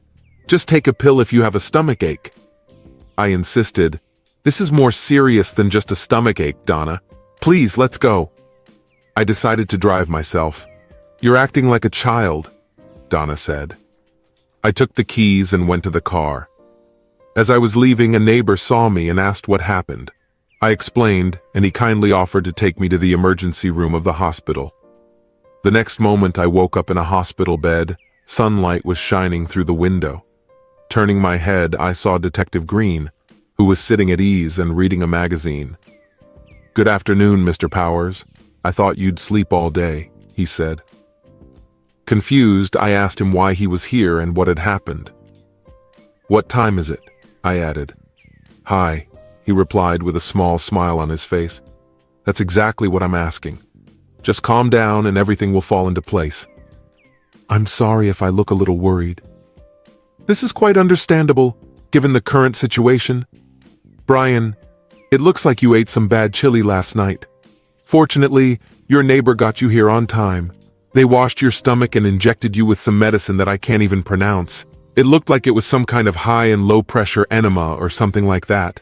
They gave a fancy name, but it was essentially rat poison." "What?" I was shocked by what I heard. "She gave us the leftover chili that had been tested. She said she had no idea where the poison came from, as she had eaten the same food herself and was fine. We searched the house and garage but found nothing. What are you going to do now? I'm not taking any action right now. A doctor and a nurse came, did some tests, and then they said I could go home when I was ready, and gave me a list of tasteless foods. I used Detective Green's phone to apologize to Emily for missing our meeting. Felix picked up the phone and asked why my wife wanted to harm me. I don't know. Or maybe she was involved in the death of Clayton Mankey? I'm not sure, but she was the last person to see him alive on Rainbow Mountain. Come on, Brian, I'll give you a ride home. When we arrived home, Donna apologized and sympathized with us, expressing regret that she had not been more supportive earlier. I went into the spare room and closed the door behind me. Since then, I have tried not to eat at home. The next day, I informed Marge that I was taking sick leave and asked her to help me find a new apartment. It looks like she somehow found out about what happened. After waiting for Donna to leave for work, I began to pack my things, preparing to move out quickly if necessary. I was upset that the authorities failed to take action on the poisoning. After a quick breakfast at IHOP, I visited Emily while her sons were at school. Emily was more upset about this situation than Donna. I assured Emily that I would be back later when I had settled some personal matters. Donna didn't want to get divorced, but she had bad feelings for me. I wondered if she was motivated by revenge or money. I made the dubious decision to cash out $1 million life insurance policy that I took out shortly after our marriage, listing Donna as the heiress. Despite the high payments, the cost of the policy has increased to more than $16,000. Then I canceled the collision insurance and the full insurance on Donna's Volvo. In addition, I started to terminate the medical and dental insurance that I'd arranged for Donna through the company. If the medical insurance was valid for 90 days, the dental insurance was terminated at the end of the month. In the insurance policies of the company, I changed the beneficiary to my mother. Marge, a supportive colleague, offered me any help. When I visited the bank manager, I found that Donna had already exhausted the remaining funds from the household fund, which amounted to about $12,000. I explained the situation to the manager and asked for advice. He agreed to arrange everything so that credit cards and checking accounts would be closed as soon as I informed him about it. I opened a new account and signed a whole stack of papers for him. I entered the house and found Donna there dressed in her birding outfit. We exchanged pleasantries, but our communication was brief. She mentioned that she was going to Rainbow Mountain to watch birds and relax. It looked like a setup, but I decided to agree. When she left, I hit the road. Her car was parked on the top landing next to a gray Ford Ranger.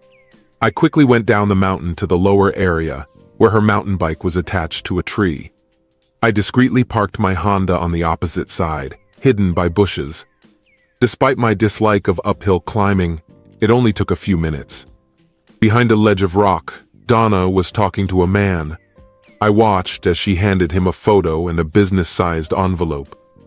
After carefully examining the picture, he opened the envelope and took out a substantial amount of cash. After shaking hands, Donna hurried over to me. I hurriedly took cover behind a small ledge and remained motionless until she passed by. At this time, the man she was talking to crouched behind the rocks, keeping his eyes on the path leading from the parking lot.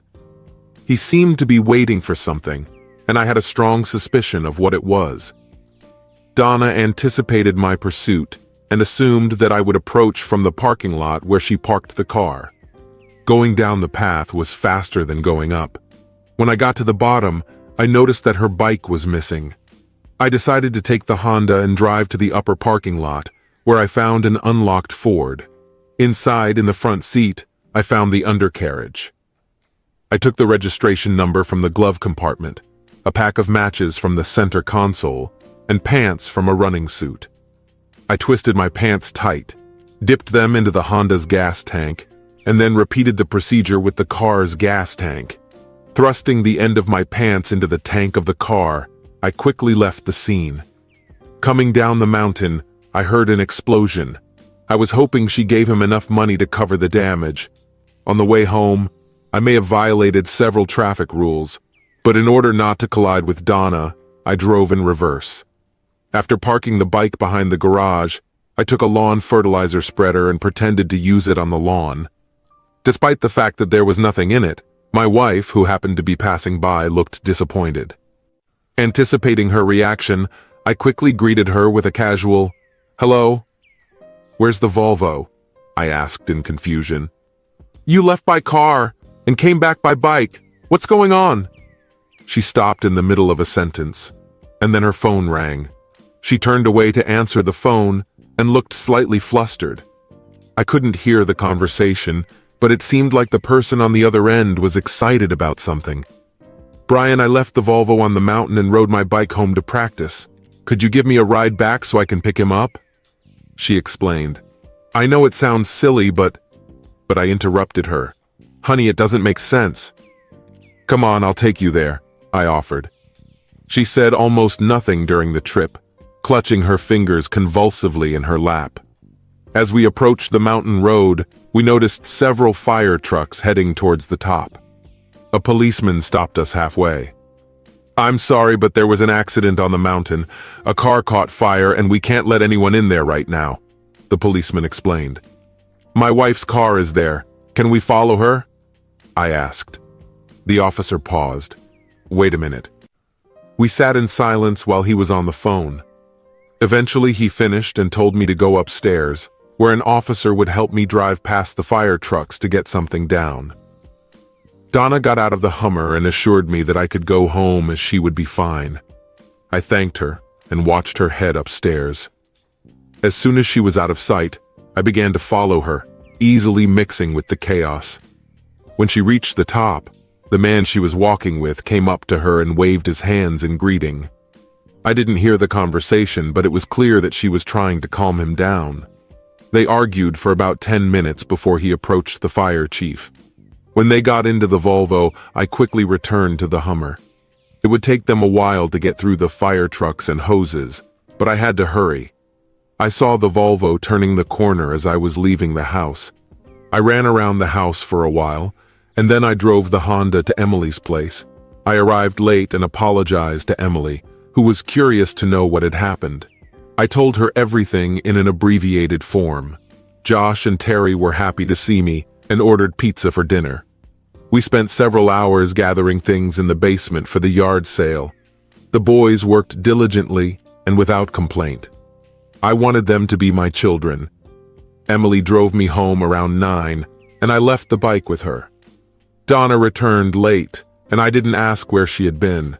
While Donna was taking a shower, I pulled the SIM chip out of her cell phone. As soon as she left for work, I contacted the banker to close her accounts and credit cards. I went to the cellular office to terminate its service, paying $200 for the refusal. By the end of the day, the landline phone, DSL, and cable TV were turned off. I informed the landlord of my sudden move and said he could leave deposits. I mentioned that my wife could stay and advised him to contact her to sign a new lease. Water and electricity will be cut off by the end of the week. It only took a few minutes to pack my things in the Hummer, after which I went to the new apartment that Marge had found. The note I received from Marge at the new location said that Detective Green asked me to call him. I went to the station and found his office, where he greeted me with the unexpected remark that I was still alive. Embarrassed, I asked for clarification, to which Felix Green chuckled. He seemed amused by my predicament. "Have you ever heard of a man named Bobby Terrell?" I can say for sure that I have never crossed paths with him. I took the registration form out of the fort and handed it to him. After reviewing the document, he noticed, "Very interesting," in the bad manner of Charlie Chan. We giggled together. "It seems that Mr. Terrell and your wife have been talking on the phone a lot lately. She dialed his number 6 times and he called her 4 times in the last week. Besides, 3 days ago, your wife withdrew $12,000 from her savings account. Bobby Terrell, an ex-convict, makes his living by committing crimes. We followed him and were surprised to find a connection. Mr. Powers, is there a reason why your wife wants you dead?" "Yes, there was. Until yesterday morning, I canceled $1 million life insurance policy." Does she know about the cancellation? I don't think so. You are a master of your craft, and I am impressed with how you handled the situation. I suppose he was paid, but I'm not sure he'll try to fulfill the order again because he lost his car. I wanted to let you know that we talked to Bobby. I warned him that if anything happened to you, I would arrest him immediately. He didn't seem to like the attention. We also suggested that he take a break for a while, but I'm not sure that's going to keep your wife. I've already moved out of the house, but I don't know what else to do. Felix leaned back in his chair, considering the situation. I think there's something you're not telling me, Brian. All the pieces of the puzzle don't quite fit together. Just be careful. I went to Emily's right after our conversation. She agreed to have lunch with me, and I was delighted to discover that she likes sushi. I tried to explain what was on my mind, but I found that I was speaking too vaguely. I wanted to share a lot of things with her, but I couldn't bring myself to do it. Sometimes she would give me mysterious looks, and instead of clarifying, I would change the subject. Lunch dragged on, but in the evening she easily persuaded me to come to her for dinner. I apologized for my unfortunate words, but she just waved me off, laughing. I felt at ease with her. The next morning, I decided to go back to work. I had a great time with Josh and Terry the night before. Emily and I had exciting plans for the coming weekend. Surprisingly, I didn't miss Donna at all. Moreover, I felt relieved that I would no longer have to deal with her. The trip to work was short, and I couldn't help but smile as I rode in the Hummer. Everything seemed to be going smoothly. The powerful car was accelerating smoothly, but when I started down the first hill, I noticed something unusual. The brakes didn't react at all. In movies, I've always criticized drivers for not being able to stop the car in such situations. I tried to turn off the key, but it wouldn't budge because the car was still in gear. I had to switch to the parking lot to turn it off. The Hummer began to accelerate even faster. I kept calm and shifted the gear from drive to low, which caused a jolt and a tremor, but the speed continued to increase. As I approached the traffic jams and numerous intersections, the speed became uncontrollable. On the left side of the street there was a cemetery with a grassy bank. I headed for the shore and applied the handbrake when the Hummer spun 180 degrees and turned over on impact. Everything went dark, and I didn't feel any pain. When I woke up in the hospital room for the second time in a month, I heard myself moaning and felt activity around me. The nurse was examining me, causing a commotion in the room, and suddenly I was in pain. I was grateful for the attention, but at the same time I wanted to be left alone. A doctor entered the room, bringing order to this chaos. When I opened my eyes with difficulty, I saw Emily on the edge of the bed, and it calmed me down. After several adjustments and checks, I felt very tired and fell asleep. When I woke up again, the room was quiet. Slowly opening my eyes, I looked around the room. It was night, and the atmosphere was relatively calm. The only person present in the room was Emily, who was sleeping in an armchair next to the bed. When I turned my head in her direction, my whole body ached. "Hey, are you awake?" I whispered. She raised her head, smiled, and replied, "No, I'm fast asleep and dreaming." "Thank you for being here." "No problem," she muttered, closing her eyes and falling asleep again. When morning came, I woke up feeling a little better, but still in pain. A medical team had already gathered in the room, but Emily was nowhere to be seen. I hadn't expected her presence, but her absence still weighed on me. The doctors inundated me with questions about my condition, which I diligently answered. But there was no one to ask about my well-being. I asked about Donna, who came to the hospital to sign my admission papers, but then disappeared. I was in the hospital for 2 days before I came to my senses. Emily visited me every day, and Felix Green constantly monitored my condition. I had a concussion, a fractured collarbone, a fractured left arm and 3 ribs, as well as various internal injuries that were not life-threatening. The main thing that bothered me was that I was unconscious for 2 days. I was very hungry, and eventually I managed to persuade someone to bring me some soup. I was able to feed myself and drink ginger tea, although my throat was very sore. Felix came in later, and I asked why he wasn't looking out for me. He apologized and admitted that we didn't expect what happened. I asked if he knew what had happened, to which he replied, "Well, someone messed up the Hummer by cutting all the brake lines and disabling the airbags. As a result, you punched through the windshield and broke 3 ribs when the seatbelt did not work. Fortunately, there was no fire, but the Hummer was completely destroyed. I never liked it, and I only bought it to annoy Donna." Speaking of your wife, have you seen her?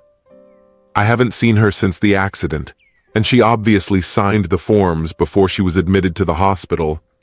How did she come up with the idea to do this? I went to her house to talk about everything. I tried to call her, but she didn't have a phone connection. When all the papers were signed, a uniformed officer escorted her home. I asked if she wanted to see you, but she refused. Has she left town? We searched her house and found a purse with almost $8,000, as well as a driver's license, credit cards, and personal belongings left behind. I doubt she left town without taking anything with her. We just think she's missing. Any idea how the Hummer was damaged? We don't know. Bobby Terrell? No, surprisingly, he was in a hospital in Philadelphia. It looks like some guys took him there to make sure nothing happened to you. Do you know anyone in Philadelphia, Brian? No, to be honest, I don't know. I have no idea who you're talking about. I trust you. I have to go. Let me know if you need anything. What about the guard at the door? We both laughed. When Felix left, Emily came in. The doctor said you can leave tomorrow if you have somewhere to go. I told him that you would come to me. I have instructions on how to take care of you, including changing bandages. The nurse will visit you daily, and the doctor will examine you in a week. I don't mind. Are you or the visiting nurse going to sponge me off? I think it depends on you. Fortunately, both my legs are functioning.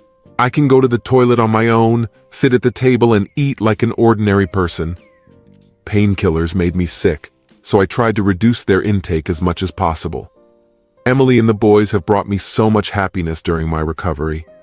I appreciated the time I spent with them. We didn't leave the house for the first week, but then Emily took me to our old house.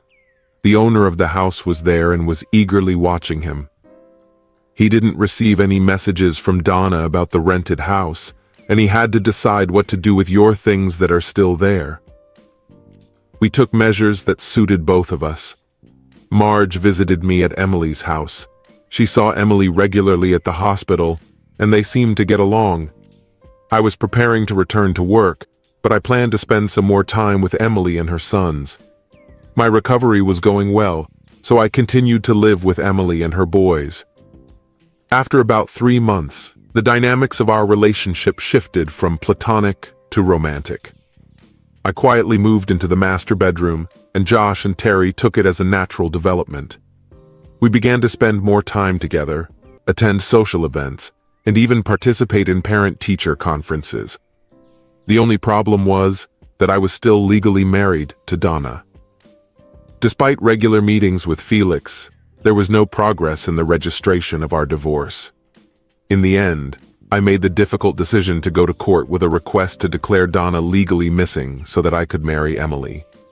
I invited her to a cozy, intimate Italian restaurant. We enjoyed a delicious meal and a bottle of wine. When we were done, I plucked up the courage. Emily, I know it hasn't been that long, but I really believe that I want to spend the rest of my life with you. Will you marry me? I asked Emily. Is this a hypothetical question, or are you making an offer? I replied, I'm making an offer. Will you marry me? She agreed, but then added, there is one small problem. You should meet my family in Philadelphia. And then everything became clear to me. I only drank 2 glasses of Jack Daniels when my weekend went awry, and it wasn't even 3 o'clock on Friday afternoon. As a reporter for a small newspaper in the Midwest, I got a day off after working late. Hoping to take a quiet nap in my favorite chair and chat with my beloved wife, I returned home and found 2 cars in the driveway. One belonged to my wife Tracy, with whom we lived for 7 years, and the other was unknown. It was strange to see Tracy at home in the middle of the day because she usually worked from 8 to 5 as an actuary at an insurance company. Despite the strangeness of the situation, I trusted my marriage and entered the house without any suspicion. But what I found inside destroyed my world. From our bedroom upstairs came the sounds of 2 people engaged in intimate affairs, unmistakably determined by volume and passion. The door was left open, indicating that they were unaware of possible visitors, and the moans and screams were getting louder. Hurriedly climbing the carpeted stairs, I went into the bedroom and clearly heard their conversation. A man I didn't know asked my wife about her desires, and she answered him with audible pleasure. When I got to the door, an unexpected scene opened up in front of me. When I entered the room, I was shocked to see my beautiful wife on her back with another man who looked like a football player, who gave her incredible pleasure. It was obvious that he was satisfying her in a way that I had never satisfied her before. Despite the fact that she never expressed her displeasure to me, it was obvious that I was not meeting her needs. It felt like my world was collapsing as I watched this scene. Trying to keep my composure, I shouted, "Go on, don't pay any attention to me." I took my gym bag out of the closet and started packing my things when I noticed Derek and Tracy in a compromising position. Tracy quickly apologized, saying that they planned to tell me about their affair. I couldn't help but sarcastically reply, "Really? Maybe for our 10th anniversary?" It was clear that this was not a one-time case. "If you cared, you would have told me about it earlier." Derek stopped rocking my wife, but she was still trying to look at him while we were talking. "Never mind, Tracy. I'll just take a few things and leave you. In the next few days, I will come for everything I need. I will ask my lawyer to prepare all the documents. By the way, what kind of Neanderthal is bothering you?" "It's pretty funny," she giggled. "Derek is my lawyer. He works for one of the big firms in the city center." "Great," I said.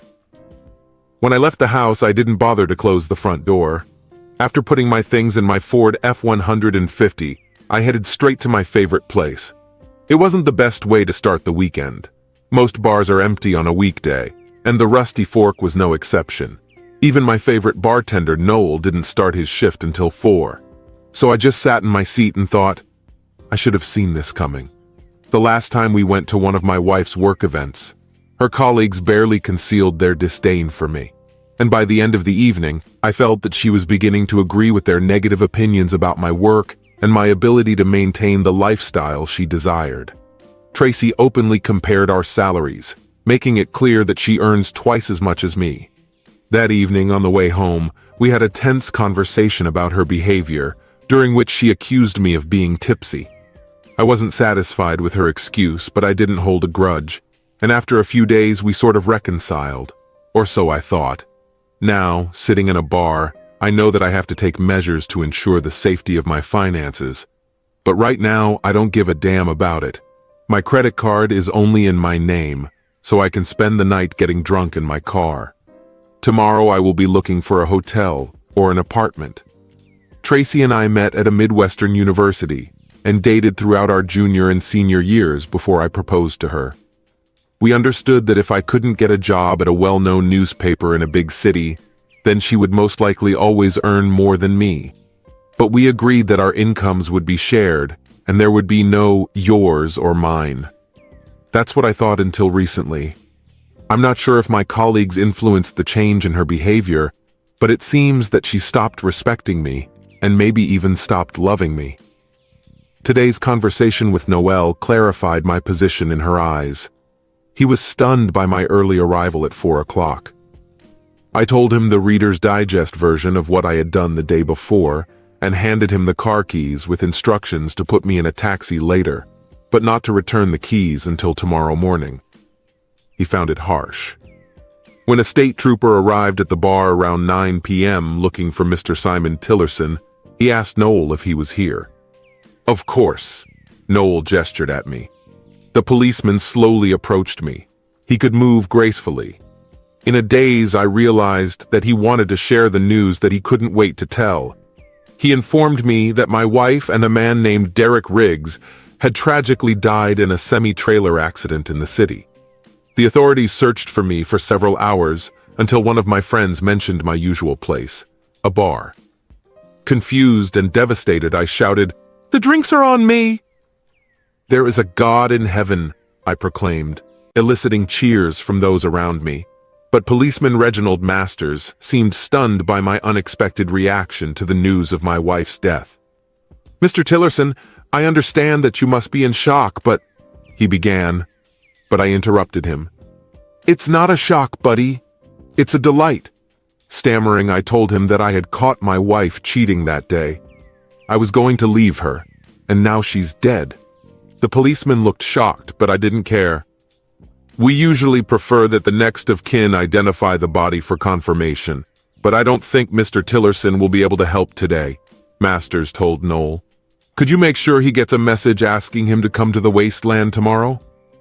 Noel nodded in agreement, understanding the situation despite his heavy intoxication. I knew that even though I would miss my unfaithful spouse when I sobered up, our relationship was over. At that moment, my anger at Tracy surpassed all the love I still felt for her. The next morning, I woke up in the cab of my pickup truck, feeling cramped and sick. I must have looked terrible, but I managed to get back to the bar, pick up the keys, and go to the hotel. But the policeman's words from the night before came back to my mind, and I decided to drive back to my empty house instead. Thinking about Tracy and the 9 years we spent together, the last 7 as husband and wife, I was most upset that our relationship ended the way it ended. I wasn't particularly grieving, but I couldn't deny myself the feeling of satisfaction that she and the other participant got what I thought they deserved. After I cleaned up, I went to the morgue to identify the bodies. Tracy's body looked battered after an accident involving a semi-truck and a convertible. I asked to see another body, Derek, who looked just like Tracy. I hoped his death was less painful. When I got home, I realized that I would have to make 3 difficult phone calls, one to my parents, one to her parents, and one to her sister Anna. Despite the fact that I was sad about her death, every memory of her was overshadowed by the image of her with her lover, and it was difficult for me to evoke sincere sadness in myself. I decided to focus on presenting the facts and keep my emotions under control. But I couldn't help but feel for Ron and Cindy Jacobs, Tracy's parents. Ron and Cindy were like family to me, almost as dear as my own parents. The thought of them going through the loss of their daughter broke my heart. I knew it wouldn't be easy to break the news to them. First, I called my parents, and my mom, being more emotional, immediately burst into tears upon hearing the news. My father on the other line was calmer and more asked for details. I reluctantly told him that Tracy was in the car with Derek Biggs at the time of the accident. I felt that he was about to ask a question, and my indecision probably gave me away. Tracy was sleeping with her lawyer friend, I finally admitted. My father, being sharp and perceptive, quickly caught my unspoken words. "Why was she with him and not at home with you?" "Because she wasn't with me anymore, Dad. That day I found her in our bed with Derek and I had to leave. It was clear that this was not their first meeting, so I packed my bag and left. I do not know exactly why they sat in the car for about 6 hours. I think they were going to eat." "I'm really sorry to hear that. It must be hard." By this time, my mom had calmed down and joined the conversation. She had heard enough to understand the situation. "Are you sure she cheated on you, Simon? It's not something worth talking about if you're not sure."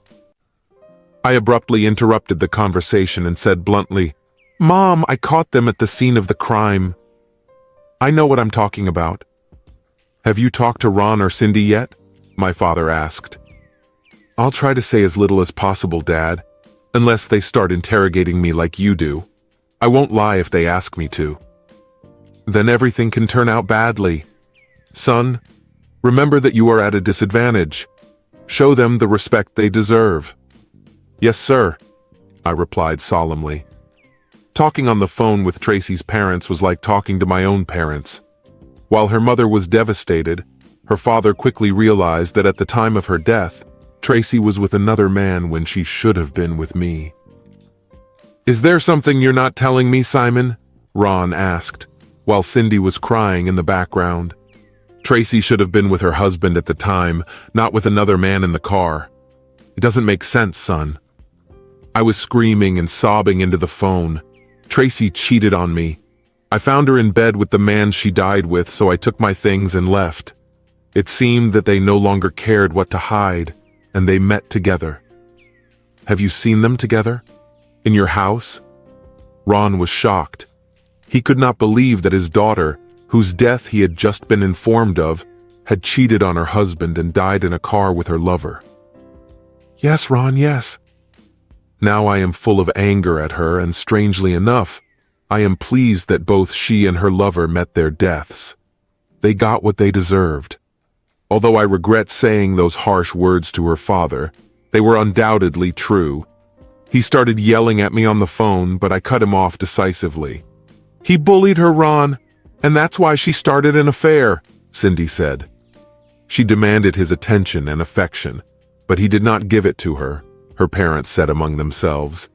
"I definitely don't want to be with her when my time comes. Just tell me which funeral home your family prefers, and I'll make sure the body gets there.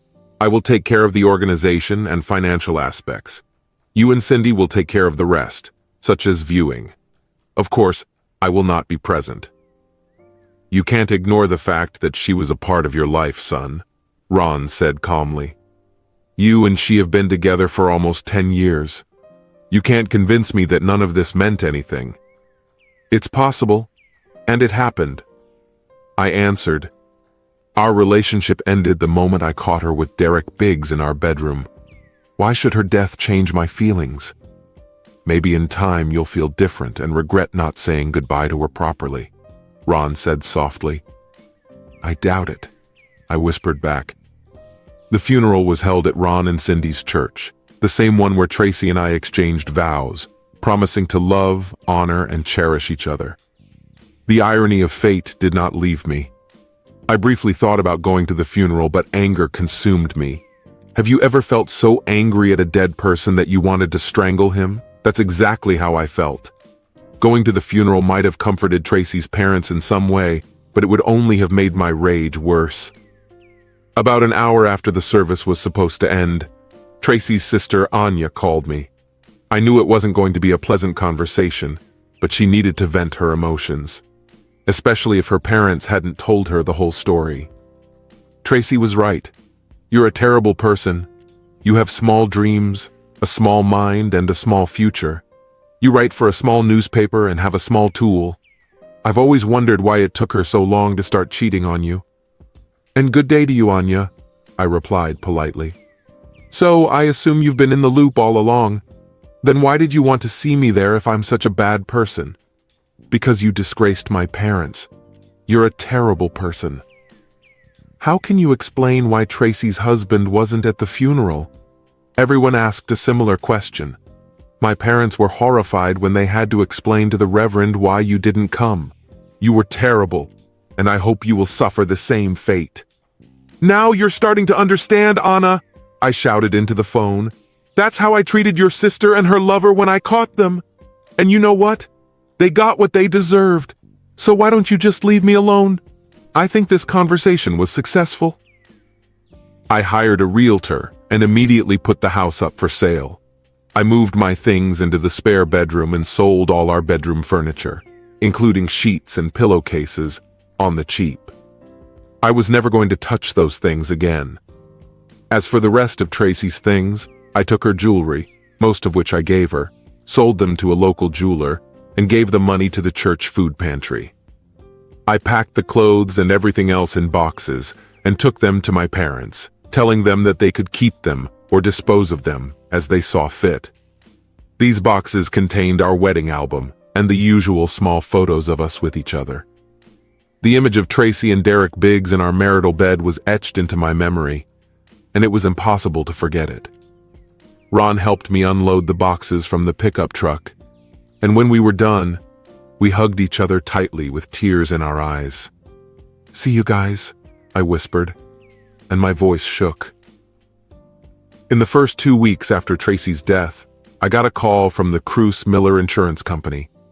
Tracy and I have always kept a close eye on life insurance, so I understood the purpose of the call. But at that time, when so many worries fell on me, this issue was not a priority for me.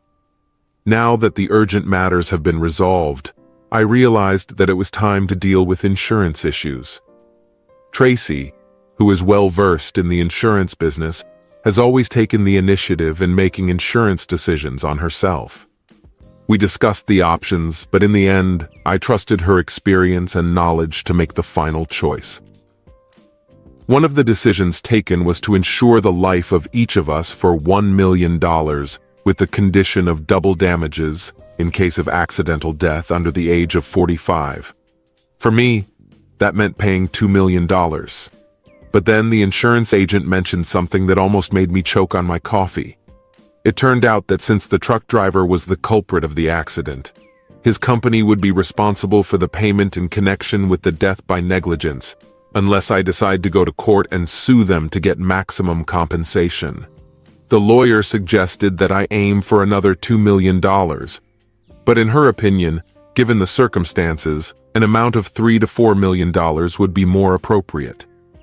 After deducting the lawyer's fee, I should have had about $5 million in my bank account. As a result, after deducting the lawyer's expenses, I received $4.5 million, but at that moment I was so numb that I didn't care. The carrier company also entered into a settlement agreement with the widow of Derek Biggs. The signing on both sides had to take place simultaneously in the same place and at the same time.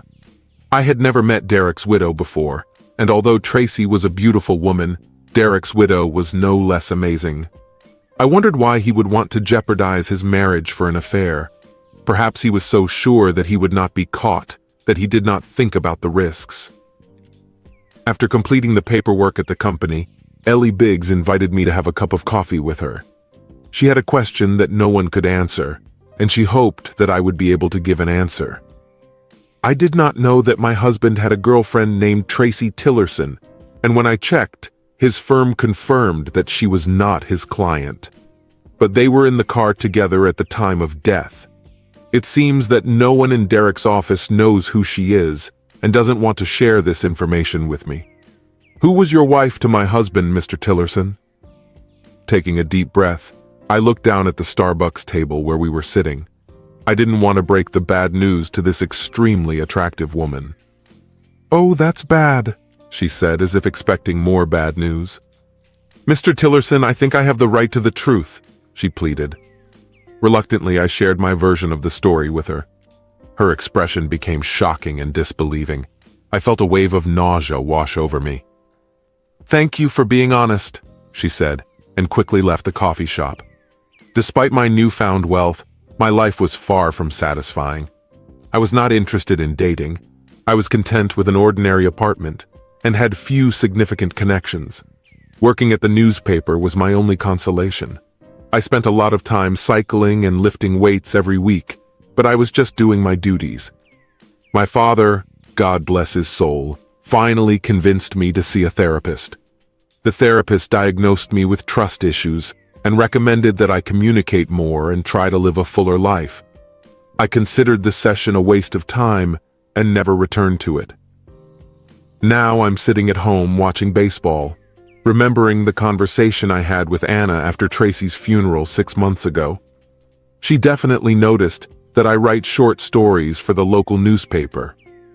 I accepted this job for convenience reasons, as it was the only vacancy near Tracy's place of work. Since she earned more than me, I put my ambitions of working for a larger publication on hold until Tracy suggested we move. Now, having no ties to society, I realized that I could lead a free life without ever working again. I was free to write whatever I wanted, not caring about the readers. The next day, I resigned myself to this newfound freedom.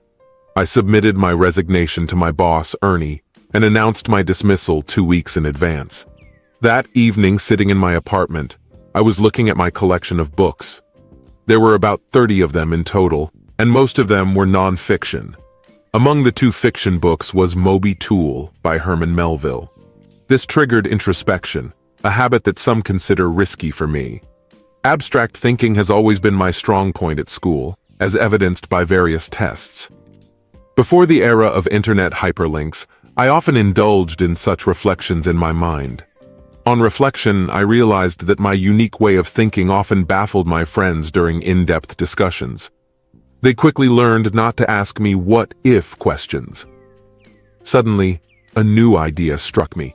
Tracy was my eternal challenge, my white whale. But instead of hunting her in real life, I'm going to do it through writing.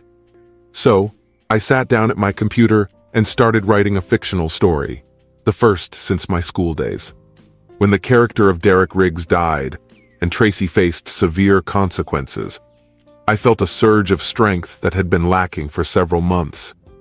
Although I couldn't get revenge on Tracy in reality, I could do it within the framework of my stories. Over the next 2 months, I wrote 17 more stories, each with its own twist, but keeping the theme of Derek's death and Tracy's retribution. It was a nice way to vent your frustration. When I finished a book, I always felt a sense of satisfaction. Putting it aside and then coming back to read the finished product was always a joy.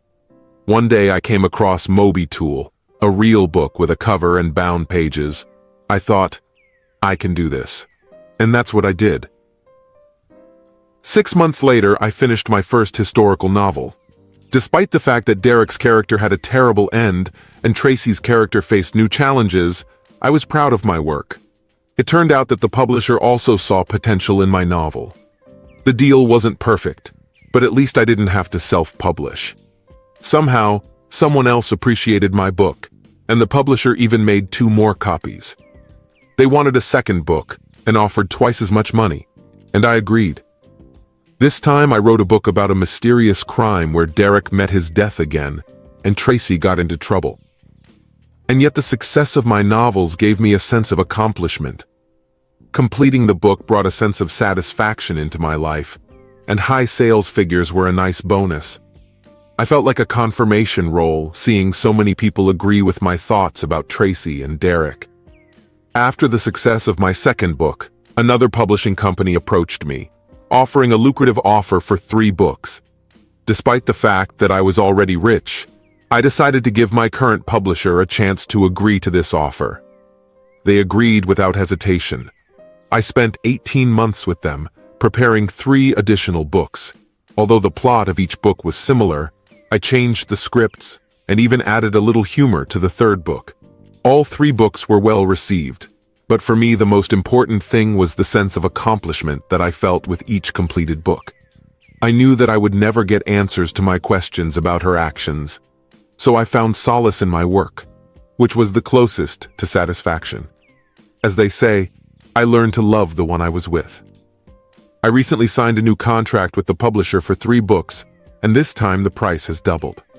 But this was not the only interesting news. One film studio was interested in turning at least 2 of my books into feature films. They even asked me to help with the script, which I agreed to without a doubt. Even though I'm not a big fan of Oprah Winfrey, I couldn't deny the impact of her support. When she chose my 6th book as one of her books of the month, I saw firsthand the incredible success that followed. It was incredible to see my success as an author being recognized publicly. Although there were downsides to this newfound recognition, I knew it was a success. Although most people were polite and courteous, sometimes there were those who felt it necessary to demonstrate their indifference to me. That was fine with me because I didn't need anyone's approval. I could be as rude as everyone else. I was sitting in my favorite bar, enjoying a typical Friday night with my faithful companion, when a state trooper broke the terrible news to me about Tracy's passing. Despite the fact that my fortune now exceeds $10 million, I still find joy in the simple pleasures of life: great drinking, keeping fit, cycling on the open road, and the occasional flirtation with attractive women. I continue to live in my modest apartment, not wanting to have a long-term romantic relationship. Some of the bar's regulars may have found out about my achievements, Despite the occasional playful jokes, most of the bar patrons usually stayed away when it came to my writing. No one mentioned that they had read my works, which didn't bother me too much, since I suspected that half of them couldn't even read. Noel, the bartender I liked the most, was aware of my achievements, and we sometimes discussed my works or projects I was working on. He was a reliable guy and didn't gossip about me, which I really appreciated. I must have had a hand in it because I always left him $20 when I visited this place. Sitting in a bar, looking at a nearby television screen and listening to background music, I was immersed in my own world when two women suddenly appeared next to me. Both were attractive, about my age, about 30 years old, dressed casually, in jeans and tops. They didn't seem to be trying to impress anyone, but there was something familiar about the woman farthest from me. It became clear as soon as she spoke to me. "You don't remember me, do you, Mr. Tillerson?" she asked, as her friend leaned back on the stool so that we were in direct view of each other. To tell the truth, I didn't remember at first. Then it dawned on me. Standing in front of me was Ellie Biggs, the widow of Derek Biggs. I met her only once, at the signing of the settlement agreement, when the trucking company paid us for the death of the cheating spouses, and then I confirmed to her that yes, her husband cheated on her with my wife. "I remember you, Mrs. Biggs. How are you? You look great, if I may say so." Ellie blushed and looked at her friend before meeting my gaze. "Actually, I feel much better than the last time we talked. I have to thank you for that, at least emotionally. Derek's death left me with $2 million, but I was heartbroken when he passed away. And when I found out that he was cheating on me, I was devastated and furious. I was seething with anger and realized that I would never have the opportunity to meet with your cheating husband and tell him everything, I think. One evening, Rachel brought me your first book. She saw your name on the cover and remembered it from my story about our meeting. I reluctantly started reading only when I realized that you were writing about our disgusting spouses, and I couldn't tear myself away. When Derek's character met his death, I felt a surge of relief, and when they got what they deserved, I felt a sense of vindication that I hadn't felt that terrible day. For the first time in a long time, I felt really satisfied. I've read all your books. It may seem silly, but they cheer me up. I often laugh like a schoolgirl when Derek and Tracy face difficulties. It's like that feeling when I finish writing a book myself. I can empathize with the heroes, and I'm glad that I can help you in some way. Judging by the sales, it seems that many others can empathize with our experiences. I've never thought of writing as a career, especially since I haven't written fiction since 8th grade. After receiving the money for the settlement of the dispute and a significant amount from the insurance company, I felt that maybe that's why everything is going so easily. I decided to go with the flow as long as it brings pleasure. The three of us moved to a table, and I bought some trays of snacks so we could have a bite. We chatted until midnight, when the ladies said it was time for them to leave. I said that I couldn't remember the last time I had such a pleasant evening, and suggested that I do it again in the future. "How about next Friday night? But this time we'll start with a proper dinner, at my expense," I asked. They both agreed. The following Friday evening, I met them at my favorite Italian restaurant, and we had a nice time together again. Ellie was striking with her long blonde hair, blue eyes and curves, while Rachel had long black hair and a toned physique resembling a volleyball player, with long, thin legs and a slender back. Rachel wore a short, tight skirt that accentuated her best features. I couldn't help but feel a little awkward when two of the most attractive women were sitting at my table. Oh my God. I couldn't believe my luck when I was lucky enough to have lunch at a restaurant with two amazing women. We had a great lunch and chatted enthusiastically while I got to know them better. But since the restaurant was crowded, I suggested that we continue our evening by having a drink at a nearby club. Rachel declined the offer, and Ellie and I went there together. The bar we found ourselves in was only half full, which allowed Ellie and me to have a quiet chat. I immediately asked her who won, her or Rachel. "Did the winner get me?" Or the loser? She seemed surprised that I understood the female mind so well and blushed deeply. I was the winner, she admitted shyly. I hope so, she added nervously. Actually, I think I'm the winner, but that was when you were both sitting with me.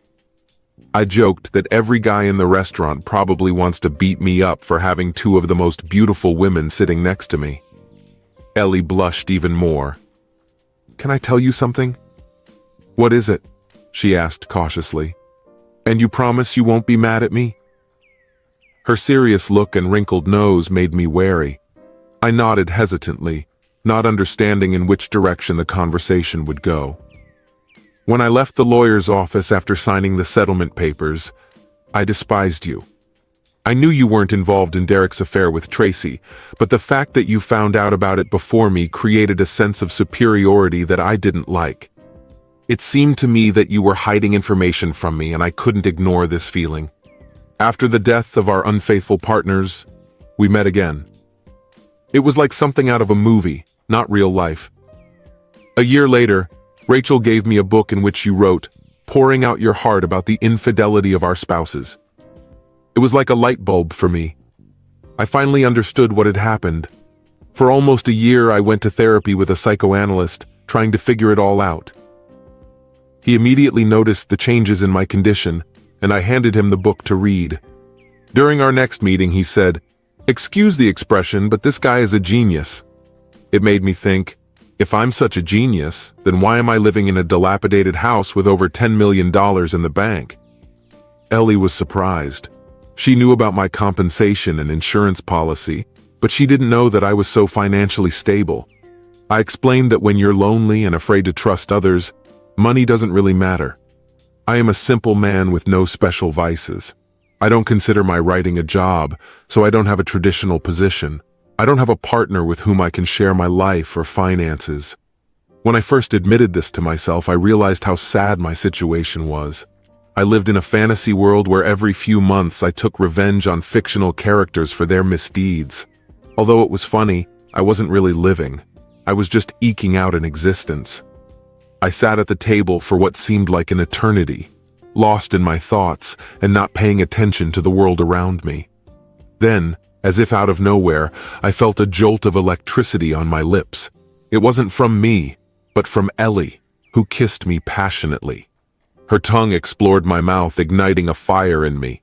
I kissed her back greedily, enjoying every moment. After what seemed like an eternity, she broke off the kiss and told me to pay the bill and take her to my apartment.